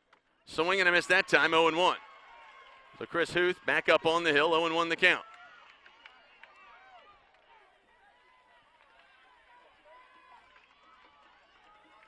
Oh and 1 the count. Chris Huth back up on the hill. Checks his runner at third. And the 0-1 pitch. Swing and a miss that time. Got him with the breaking ball, 0-2. So Huth ahead in the count here to Zach Laughlin. Laughlin steps in.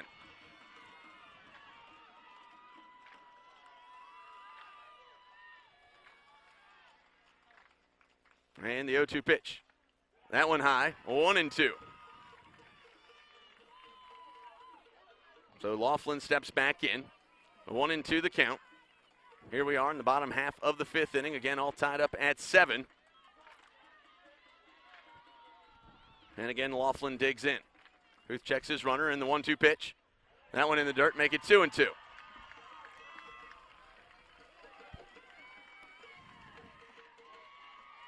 Two and 2 the count. And Laughlin steps back in. Huth back up on the hill. The count even at 2.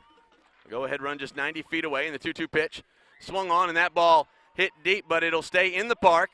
Camping underneath it out in right is Adam Thurman, and that's the final out of the inning. But Columbus gets it done here in the 5th. Off 4 hits, they score 3 and leave 1. We move to the top half of the 6th inning. We're all tied up at 7. You're watching the Workhorse Productions High School Baseball Game of the Week. We'll be right back after this. And welcome back. You're watching the Workhorse Productions High School Baseball Game of the Week. And talking about pitchers that have thrown a lot of pitches, Taylor Wolf now checks into the game to pitch for Columbus, John. Wow, that is what you want to call this game, is a war of attrition. And it means so much to both of these teams that head coach Bobby Howard is going to bring Wolf back in after pitching the first day of this series. You figure it's going to be an inning here, an inning there. It's all hands on deck. Pick your cliche. Don't be surprised if everybody opens out their rosters for all their class pitchers for the rest of this ball game. So Taylor Wolf heads up on the hill to face the 9-1-2 hitters in the first pitch. High and away, 1-0 now to Cole Payne. And Taylor Wolf threw a lot yesterday, and it's one thing when you bring back a relief pitcher for a couple innings, but another thing when you bring back a guy that threw a lot of pitches, and we'll see what happens here and how well he responds. 2-0 now to Cole Payne. Again, we're all tied up at 7. You couldn't ask for a better matchup here today. 2-0 now to Payne. Payne steps back in. Wolf back up on the hill. The 2-0. Outside 3-0 now to Cole Payne. Payne getting that watermelon sign.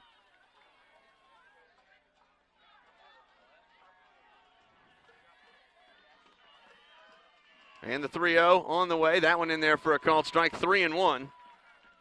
Payne was taking all the way that time.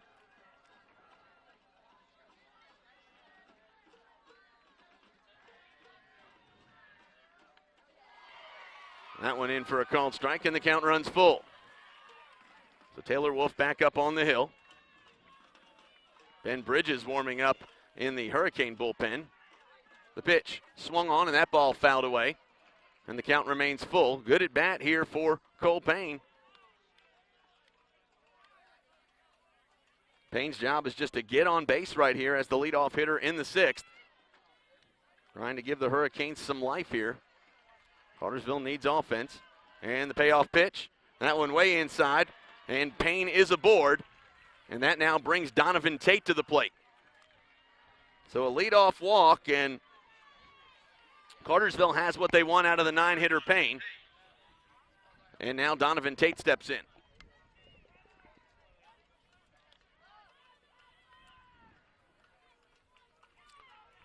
Looks like Coach Jester may go to the bench. We'll see if he brings a pinch runner in right here.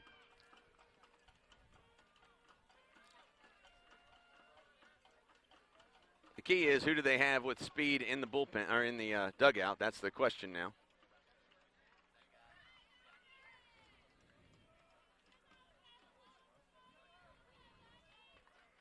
And they're going to go ahead and dig into that bag of speed and bring out Zach Richards. So Zach Richards will now step in.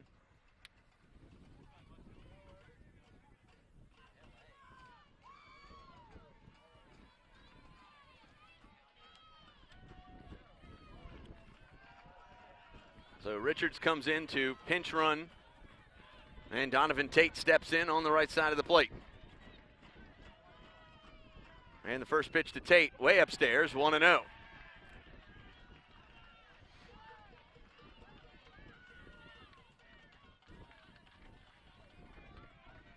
So Donovan Tate steps back in. Here we are, top half of the 6th inning. And Taylor Wolf, the left-hander, delivers. Swung on that ball, fouled down the third base line. 1-1 now to Donovan Tate.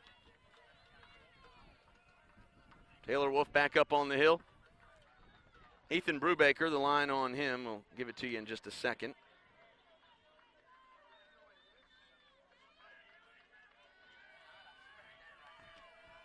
The 1-1 pitch. Swing and a miss that time as Tate chases a high fastball.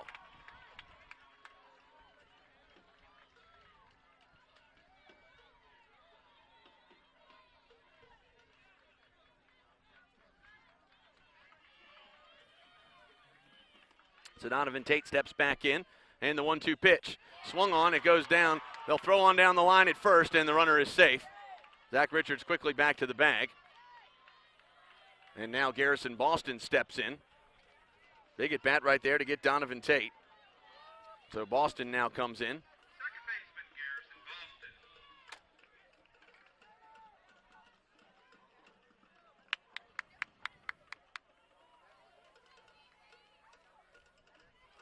So a little bit of a delay here. Now Boston steps in the box with one out and a runner aboard. Here we are in the top half of the 6th inning. Ethan Brubaker, the line, he worked 1 inning, faced 6 batters. That one outside, a 1-0. Ethan Brubaker faced 6 batters, gave up 2 hits, 1 run. It was earned. He had 1 walk, 1 strikeout, and gave up the big home run. But 2 of those runs were credited to Matt Taylor. But don't be surprised if we see Brubaker or Taylor again. I know that sounds crazy, but Coach Howard has brought back in starters and relief pitchers again and again. And the 1-0 pitch. That one high and away, make it 2-0 now to Garrison Boston. Boston gets aboard. Taylor Hightower due up next. Taylor Wolf steps back up on the mound. And the 2-0 pitch. That one in there for a called strike, 2-1 to Boston. Garrison looks down the third base line, gets the sign from head coach Stuart Chester, and now steps back in. And the 2-1, and they throw on back to the bag at first where the runner is safe. Wolf maybe just setting up Richards over there at first.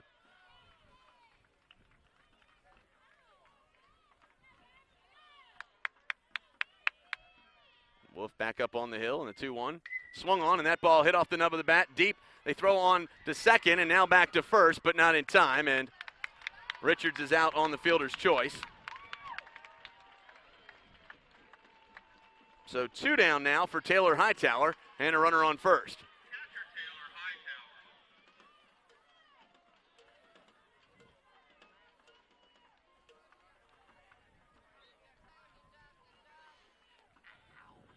So Hightower now steps in, hitting from the right side of the plate.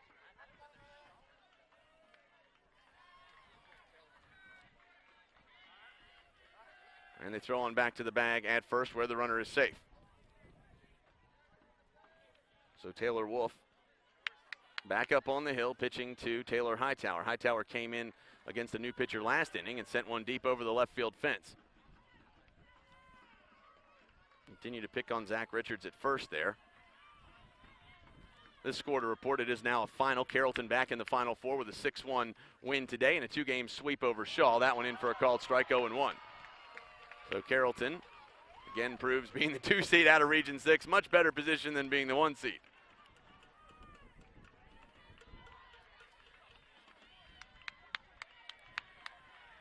Hightower steps in, the 0-1. That one in the dirt. Make it 1-1.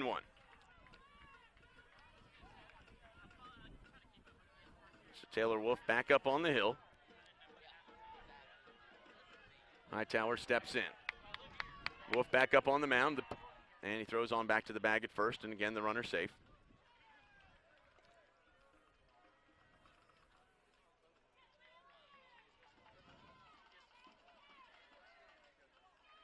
Two outs here in the top of the 6th inning. The pitch swung on, and that ball fouled back and out of play.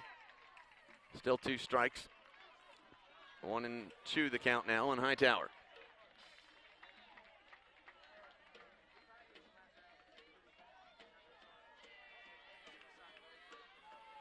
Hightower steps back in.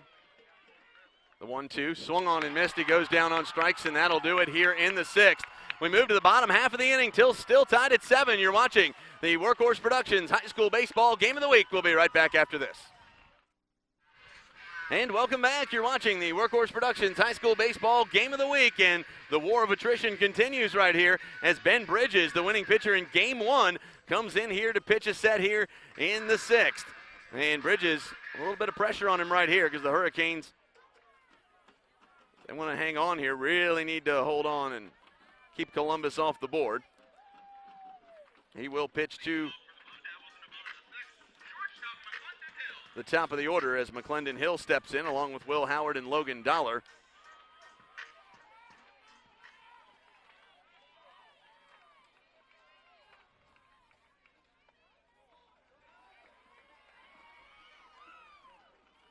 First pitch was low and away, 1-0.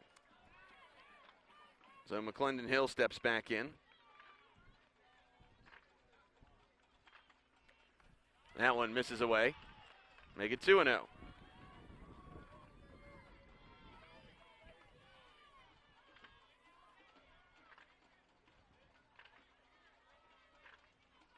And the pitch. That one high, make it 3-0.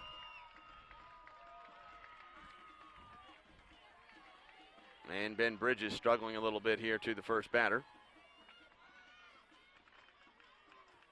And the 3-0 pitch. That one inside, and he walks him. So Ben Bridges misses on 4 consecutive pitches. So Will Howard now steps in here in the bottom half of the 6th inning with a runner aboard and nobody out. The line on Chris Huth, he worked 5 complete, faced 27 batters, gave up. Let me recalculate that. That ball floated deep into foul territory.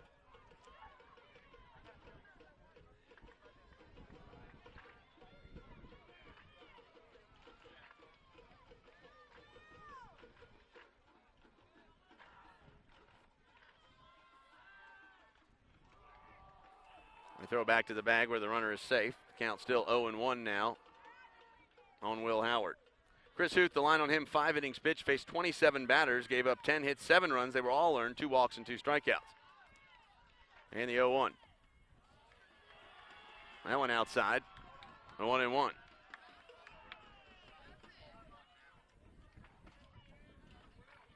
Howard steps back in, the count even at 1. And Bridges back up on the hill. The pitch. The runner goes, they come around, they throw on down the line at second, and the runner is safe.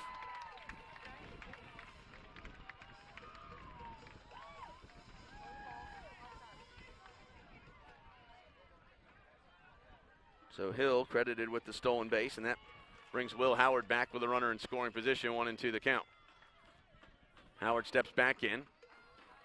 Bridges checks his runner at second, and the 1-2. That one high, make it 2-2.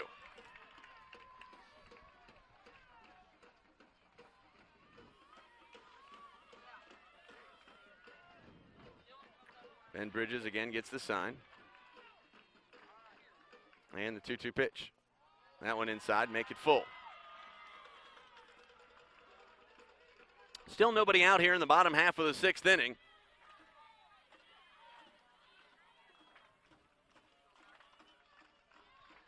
Again, the count full. And the payoff pitch. Swung on, and that ball fouled deep off the reservation and into the street adjacent the field here.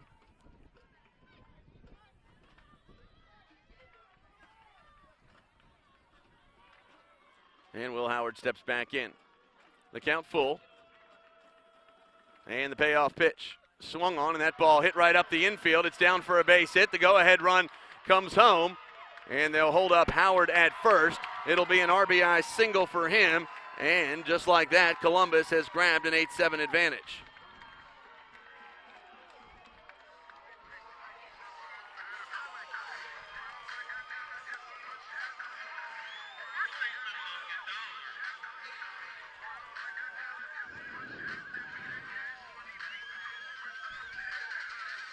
So making his way to the box now is Logan Dollar.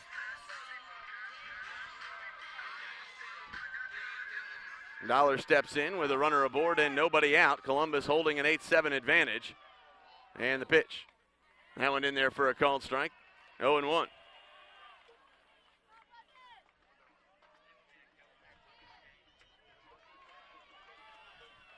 Dollar steps back in.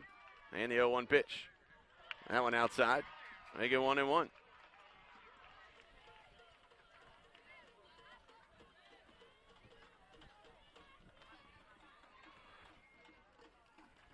The count even at 1, and the pitch. Swung on, and that ball hammered toward center field, going back toward the fence. Donovan Tate out in center, fires it in. First out of the inning, and that brings Torrey Singer to the plate.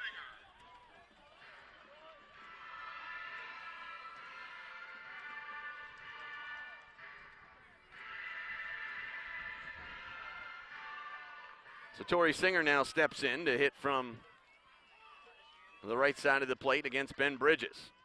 First pitch, that one in there for a called strike, 0-1.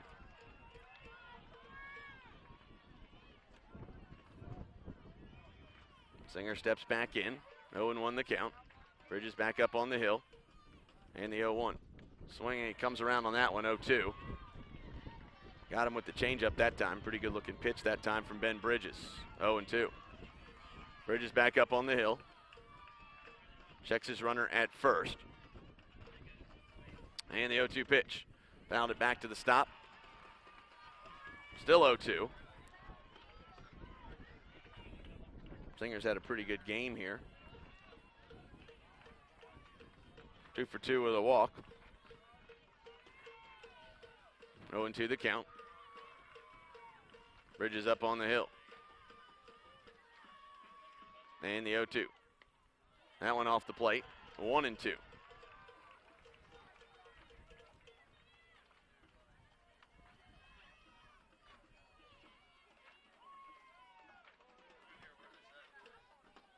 And again, the 1-2 pitch.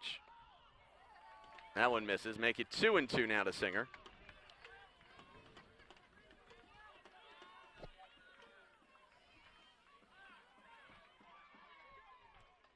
Time is called as Singer steps out of the batter's box. Talk things over with Coach Howard.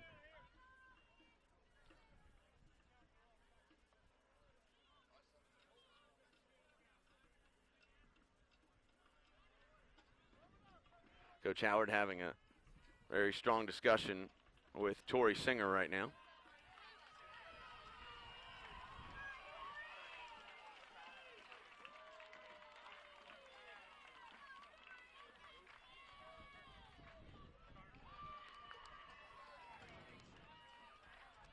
And the 2-2 pitch. That one misses outside, and the count runs full. So Ben Bridges back up on the hill. Singer steps back in. Bridges back up on the mound, gets the sign, and the pitch. Swung on, and that ball fouled away into the adjacent street here at Randy Jordan Field. And the count's still full.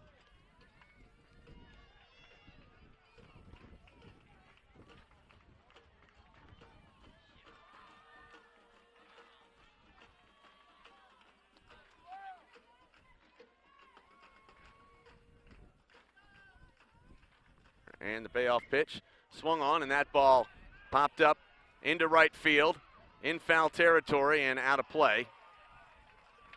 Adam Thurman on the run, but to no avail. And Tori Singer heads back to the box.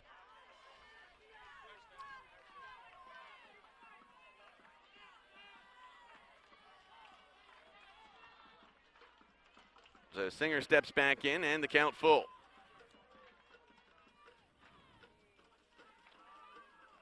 And the payoff pitch. Swung on and missed. He goes down on strikes, but the runner will move on to second. Second out of the inning. So Bryce Dial now steps in with a runner in scoring position.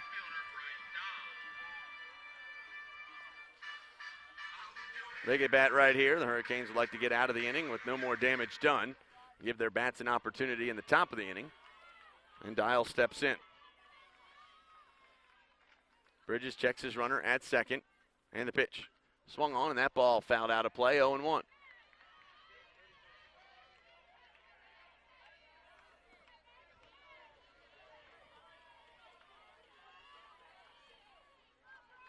So Dial steps back in.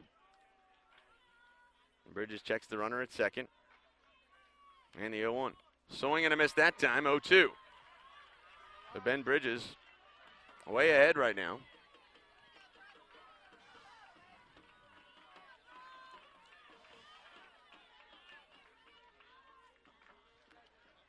Coach Howard now coming down the third base line to talk things over with Bryce Dial.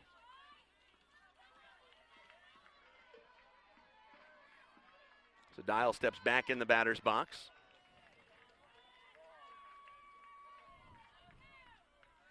And again, up on the hill is Bridges. The pitch. Swing and a miss, and he goes down on strikes, and that'll do it. Big strikeout for Ben Bridges. We move to the top half of the 7th inning, but not before Columbus takes their first lead in a while. They get it done off a walk, a hit. They score one and leave one. We move to the top of the 7th, and the Hurricanes will try to get a run to keep this one going. You're watching the Workhorse Productions High School Baseball Game of the Week. And welcome back. You're watching the Workhorse Productions High School Baseball Game of the Week as we now move to the top half of the 7th inning. And for the Blue Devils, they'll look for 3 right now, trying to close the door on Cartersville. Brack Barton steps in, first pitch. That one in there for a called strike, 0-1. Taylor Wolf on the hill. 0-1 the count now to Barton. So Brack Barton steps back in. That ball in the dirt. Bounces around a little bit, 1-0. For the Hurricanes, the key here is base runners and just trying to get somebody on and manufacture a run. Barton steps back in. And the count even at 1. And the 1-1 pitch. That one high and away, make it 2-1 now to Barton. Again, if Barton gets aboard, Ben Bridges due up next for the Canes. Barton steps back in. And the 2-1. Swung on, and that ball hit right down the line, and it gets by Brubaker, and he'll beat out the throw. An infield single that time for Brack Barton, and the Hurricanes now have the tying run aboard, and that brings Ben Bridges to the plate.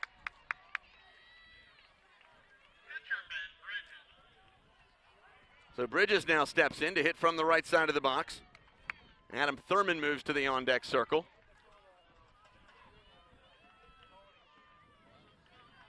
So with nobody out, the Hurricanes have the tying run on base. So Bridges now steps in. A huge at bat for him and an opportunity to help his own cause. The pitch. That time he lays down the bunt. They'll go down the first base line. They get it there, but it moves the tying run into scoring position, and that brings Adam Thurman to the plate. Jared Watley now moves to the on-deck circle.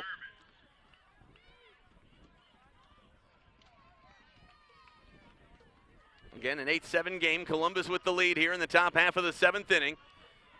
This is game 3 of a best-of-3 set to decide who goes on to the state's Final Four. Carrollton has already advanced on the other side, eliminating Shaw today. A sweep of that series.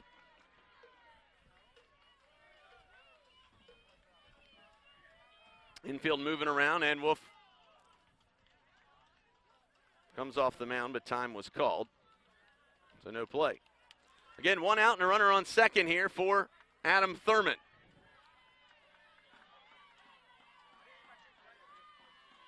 So Thurman steps in. Big at bat right here. And Wolf delivers. Swung on, and that ball hit in the infield.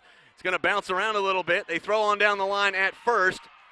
And the runner is safe, so Cartersville will come up with runners in the corners, and 1 out now for Jared Watley, and the tying run just 90 feet away, so a huge opportunity here for Watley.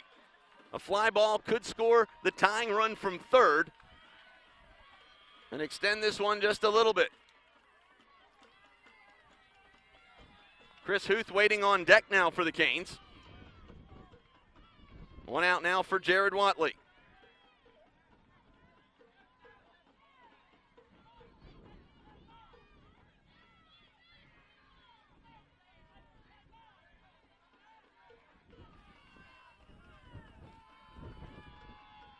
So Bobby Howard is going to come out of the dugout. We'll see if he makes the change here, or if he leaves Taylor Wolf in, or if this is just a discussion on how to play it defensively. I can't imagine that he would take Wolf out right here, John.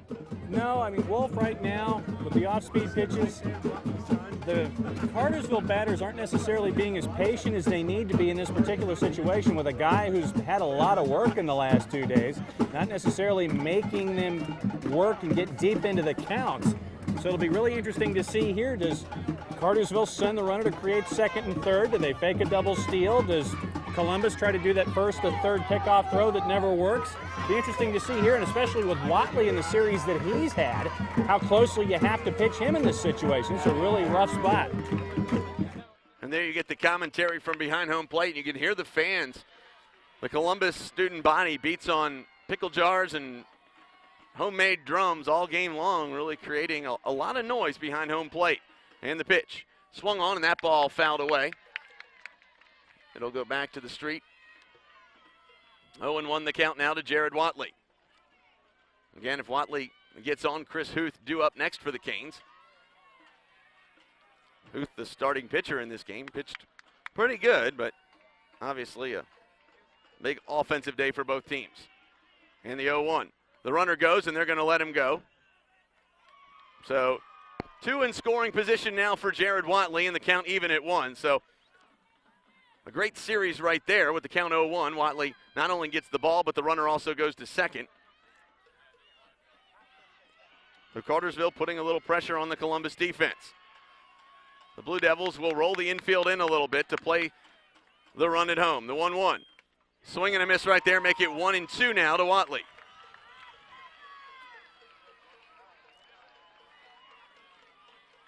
Key for Watley is just to get a hold of one. If he can just clear the infield, it would be a huge at-bat right here for the Canes and an opportunity to tie the game. The 1-2. That one in the dirt, it gets away, and the Hurricanes will hold him up right there at third, nowhere to go.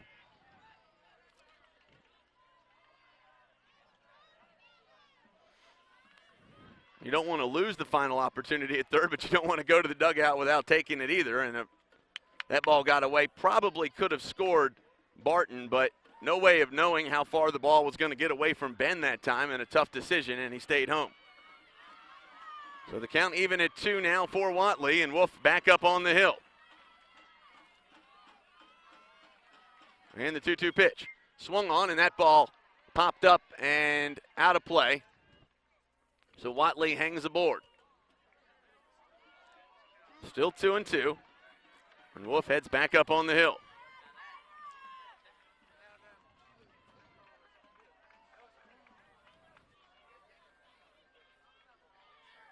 So Watley steps back in. 2-2 the count.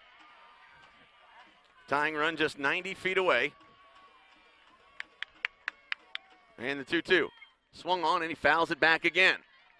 So Watley just continues to hang in there.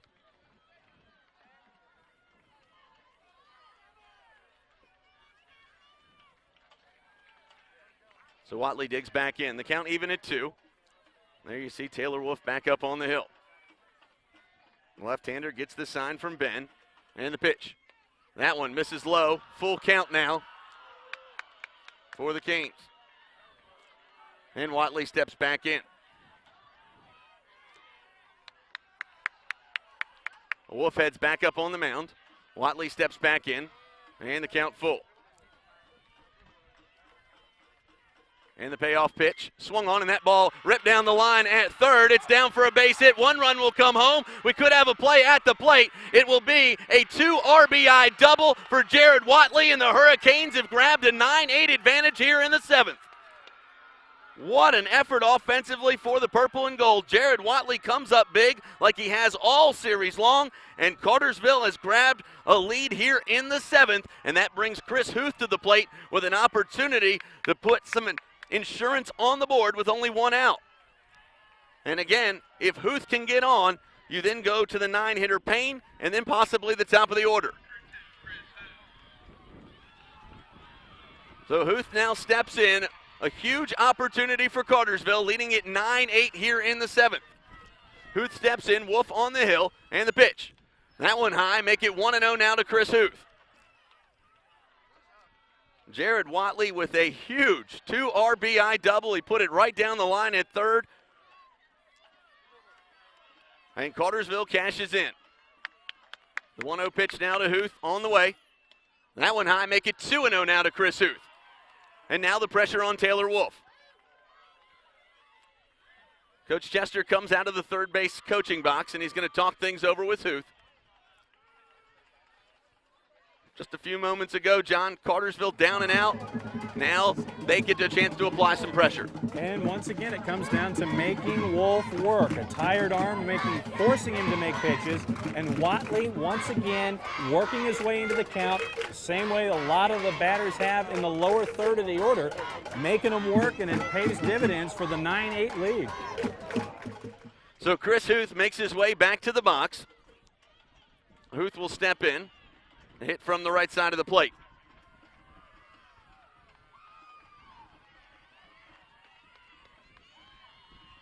Huth steps in against Taylor Wolf for runner on second. The 2-0.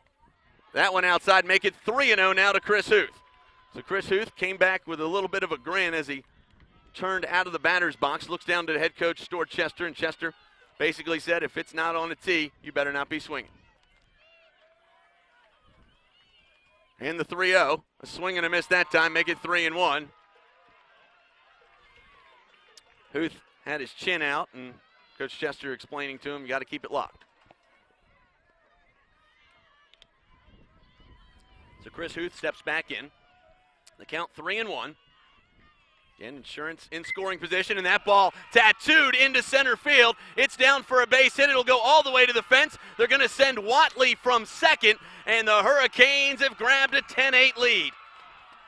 So a little Insurance now at second again, and the Hurricanes have grabbed a 2-run advantage here in the top half of the 7th inning, and now Cole Payne makes his way to the plate. So back-to-back doubles.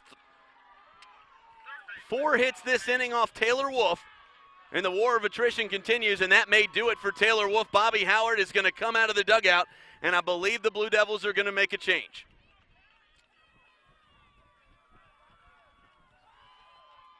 He's going to take the ball out of Wolf's hands, and Bobby Howard will now look for someone to get the outs here because, again, Columbus still with an opportunity, John. Yeah, I mean, the way that we talk about it, the 3 words that we've used in these last couple of innings, war of attrition. You've got tired arms, you've got recycled arms, you've got a long game that's worked its way to 18 runs and 20 hits. Right now, it just comes down to all that stuff that we learned when we're little as an athlete. How badly do you want it? I think that's pretty much the mantra right now. How badly does either of these teams want it? And right now, Cartersville with the advantage, but again, you've got so much more to go and a lot more baseball to be played. And now checking into the game will be Zach Laughlin, who was the Game 2 pitcher yesterday afternoon. He's had less than 24 hours rest off pitching a 6-inning, almost complete game. So Laughlin will come in to throw with only 1 out here in the top half of the 7th inning. Cartersville leading at 10-8. We'll take a quick break and come back. You're watching the Workhorse Productions High School Baseball Game of the Week. And welcome back. Cartersville will now look for 3 here in the bottom half of the 7th inning, and they're going to have to do it here against the 6, 7, and 8 hitters as Travis Benn, Ethan Brubaker, and Matt Taylor will come to the plate here for Columbus. And John, defensively, what does Cartersville need to do right here? I think we might have lost the signal over to John at behind home plate, but stepping in now will be Travis Benn, hitting from the right side of the plate. First pitch. That one in there for a called strike, 0-1. Ben Bridges heads back up on the hill, 0-1 the count. Ben steps back in. And the 0-1. That one outside, 1-1 now to Travis Benn. Ben steps back in. And the 1-1 pitch. That one in the dirt, make it 2-1.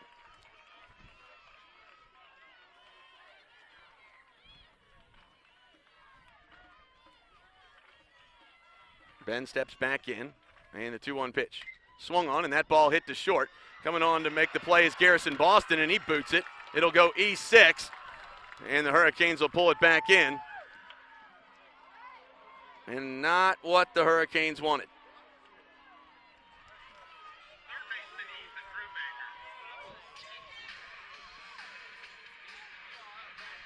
So now a courtesy runner coming into the game.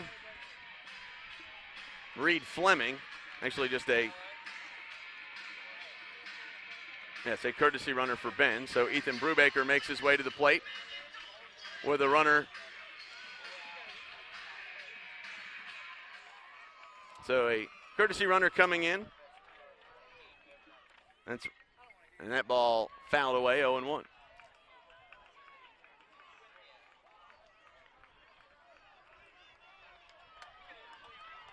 So Cartersville try to put the error out of their mind and play it straight from here. With a 2-run cushion, that may not kill them. The 0-1 pitch. Swung on, and that ball fouled away. Make it 0-2. Heads up. A lady over there almost got hit by the ball with a young child. And nobody seems to be yelling to her. And 0-2 the count. And the pitch. That one high and away, make it 1-2 now to Ethan Brubaker. So Brubaker steps back in.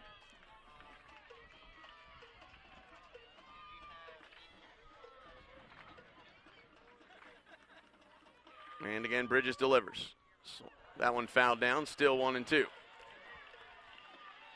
Big at bat here for Brubaker.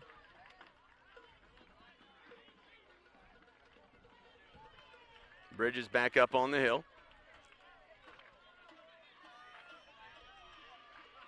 Bridges gets the sign from Taylor Hightower. Big inning here for the Hurricanes defensively.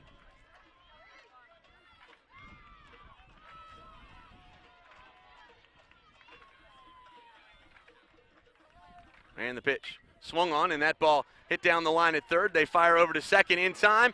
Try to turn two, and they get it. The Hurricanes go 5-4-3, and 2 outs are now in the books. And now the season comes down to the shoulders of Matt Taylor.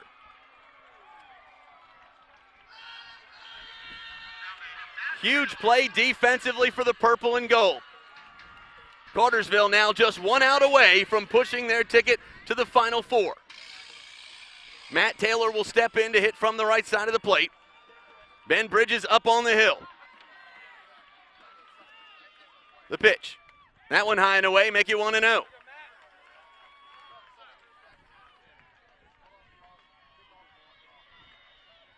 Ben Bridges back up on the hill. And the 1-0 pitch. That one in there for a called strike, make it 1-1 now to Matt Taylor. Matt Taylor, the starter here in Game 3.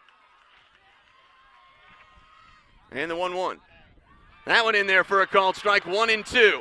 And now Taylor Hightower comes from behind the plate, and the Hurricanes with an opportunity to close the door right here.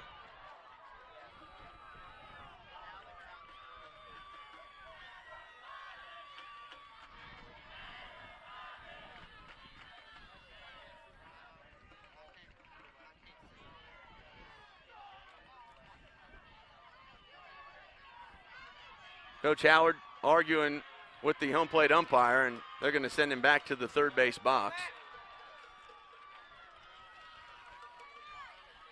Coach Howard's a pretty smart coach. That he's not arguing right there. What he's trying to do is break up the pitcher's rhythm right there and come in and argue a little bit. That ball swung on, a pop-up into right field. It's in foul territory. Thurman on the run.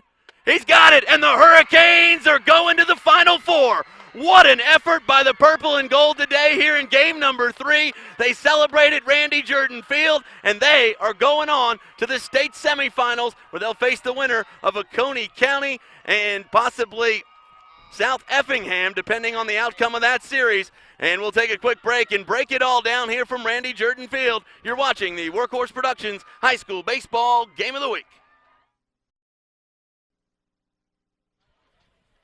And welcome back. You're watching the Workhorse Productions High School Baseball Game of the Week, and there you have the final as Cartersville knocks off Columbus here at Randy Jordan Field. A big, big victory for the purple and gold today, 10-8, and they kind of overcome that demon that has haunted them for the past 3 seasons, and now Cartersville is back in the Final Four, and it'll be a rematch of 2004, but this time the Hurricanes will play host to South Effingham, and it's going to be up at Richard Bell Field. So a huge win for the Hurricanes, and we break down some of the final numbers. Getting the victory on the hill here in Game 3, Ben Bridges. He works 2 complete innings, faces 8 batters, gives up 1 hit, 1 run. It was earned. He had 1 walk and 2 strikeouts. Chris Huth started the game. He worked 5, faced 27 batters, gave up 10 hits, 7 runs. They were all earned. He had 2 walks and 2 strikeouts. Taking the loss today was Taylor Wolf. He worked a third of an inning, faced 5 batters, gave up 4 hits, 2 runs. They were both earned. He had no walks, no strikeouts, no home runs.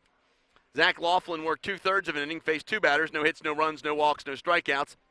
Ethan Brubaker went 1 inning, faced 6 batters, gave up 2 hits, 1 run. It was earned. He had 1 walk and 1 strikeout, gave up a home run. Matt Taylor went 4 innings, faced 20 batters, gave up 5 hits, 6 runs. They were all earned. He had 2 walks, 5 strikeouts, and gave up the home run. At the plate for Columbus, McClendon Hill went 1 for 2. He was hit by a pitch and a walk. Will Howard was 1 for 4. Logan Dollar went 2 for 3. Torrey Singer was 1 for 3.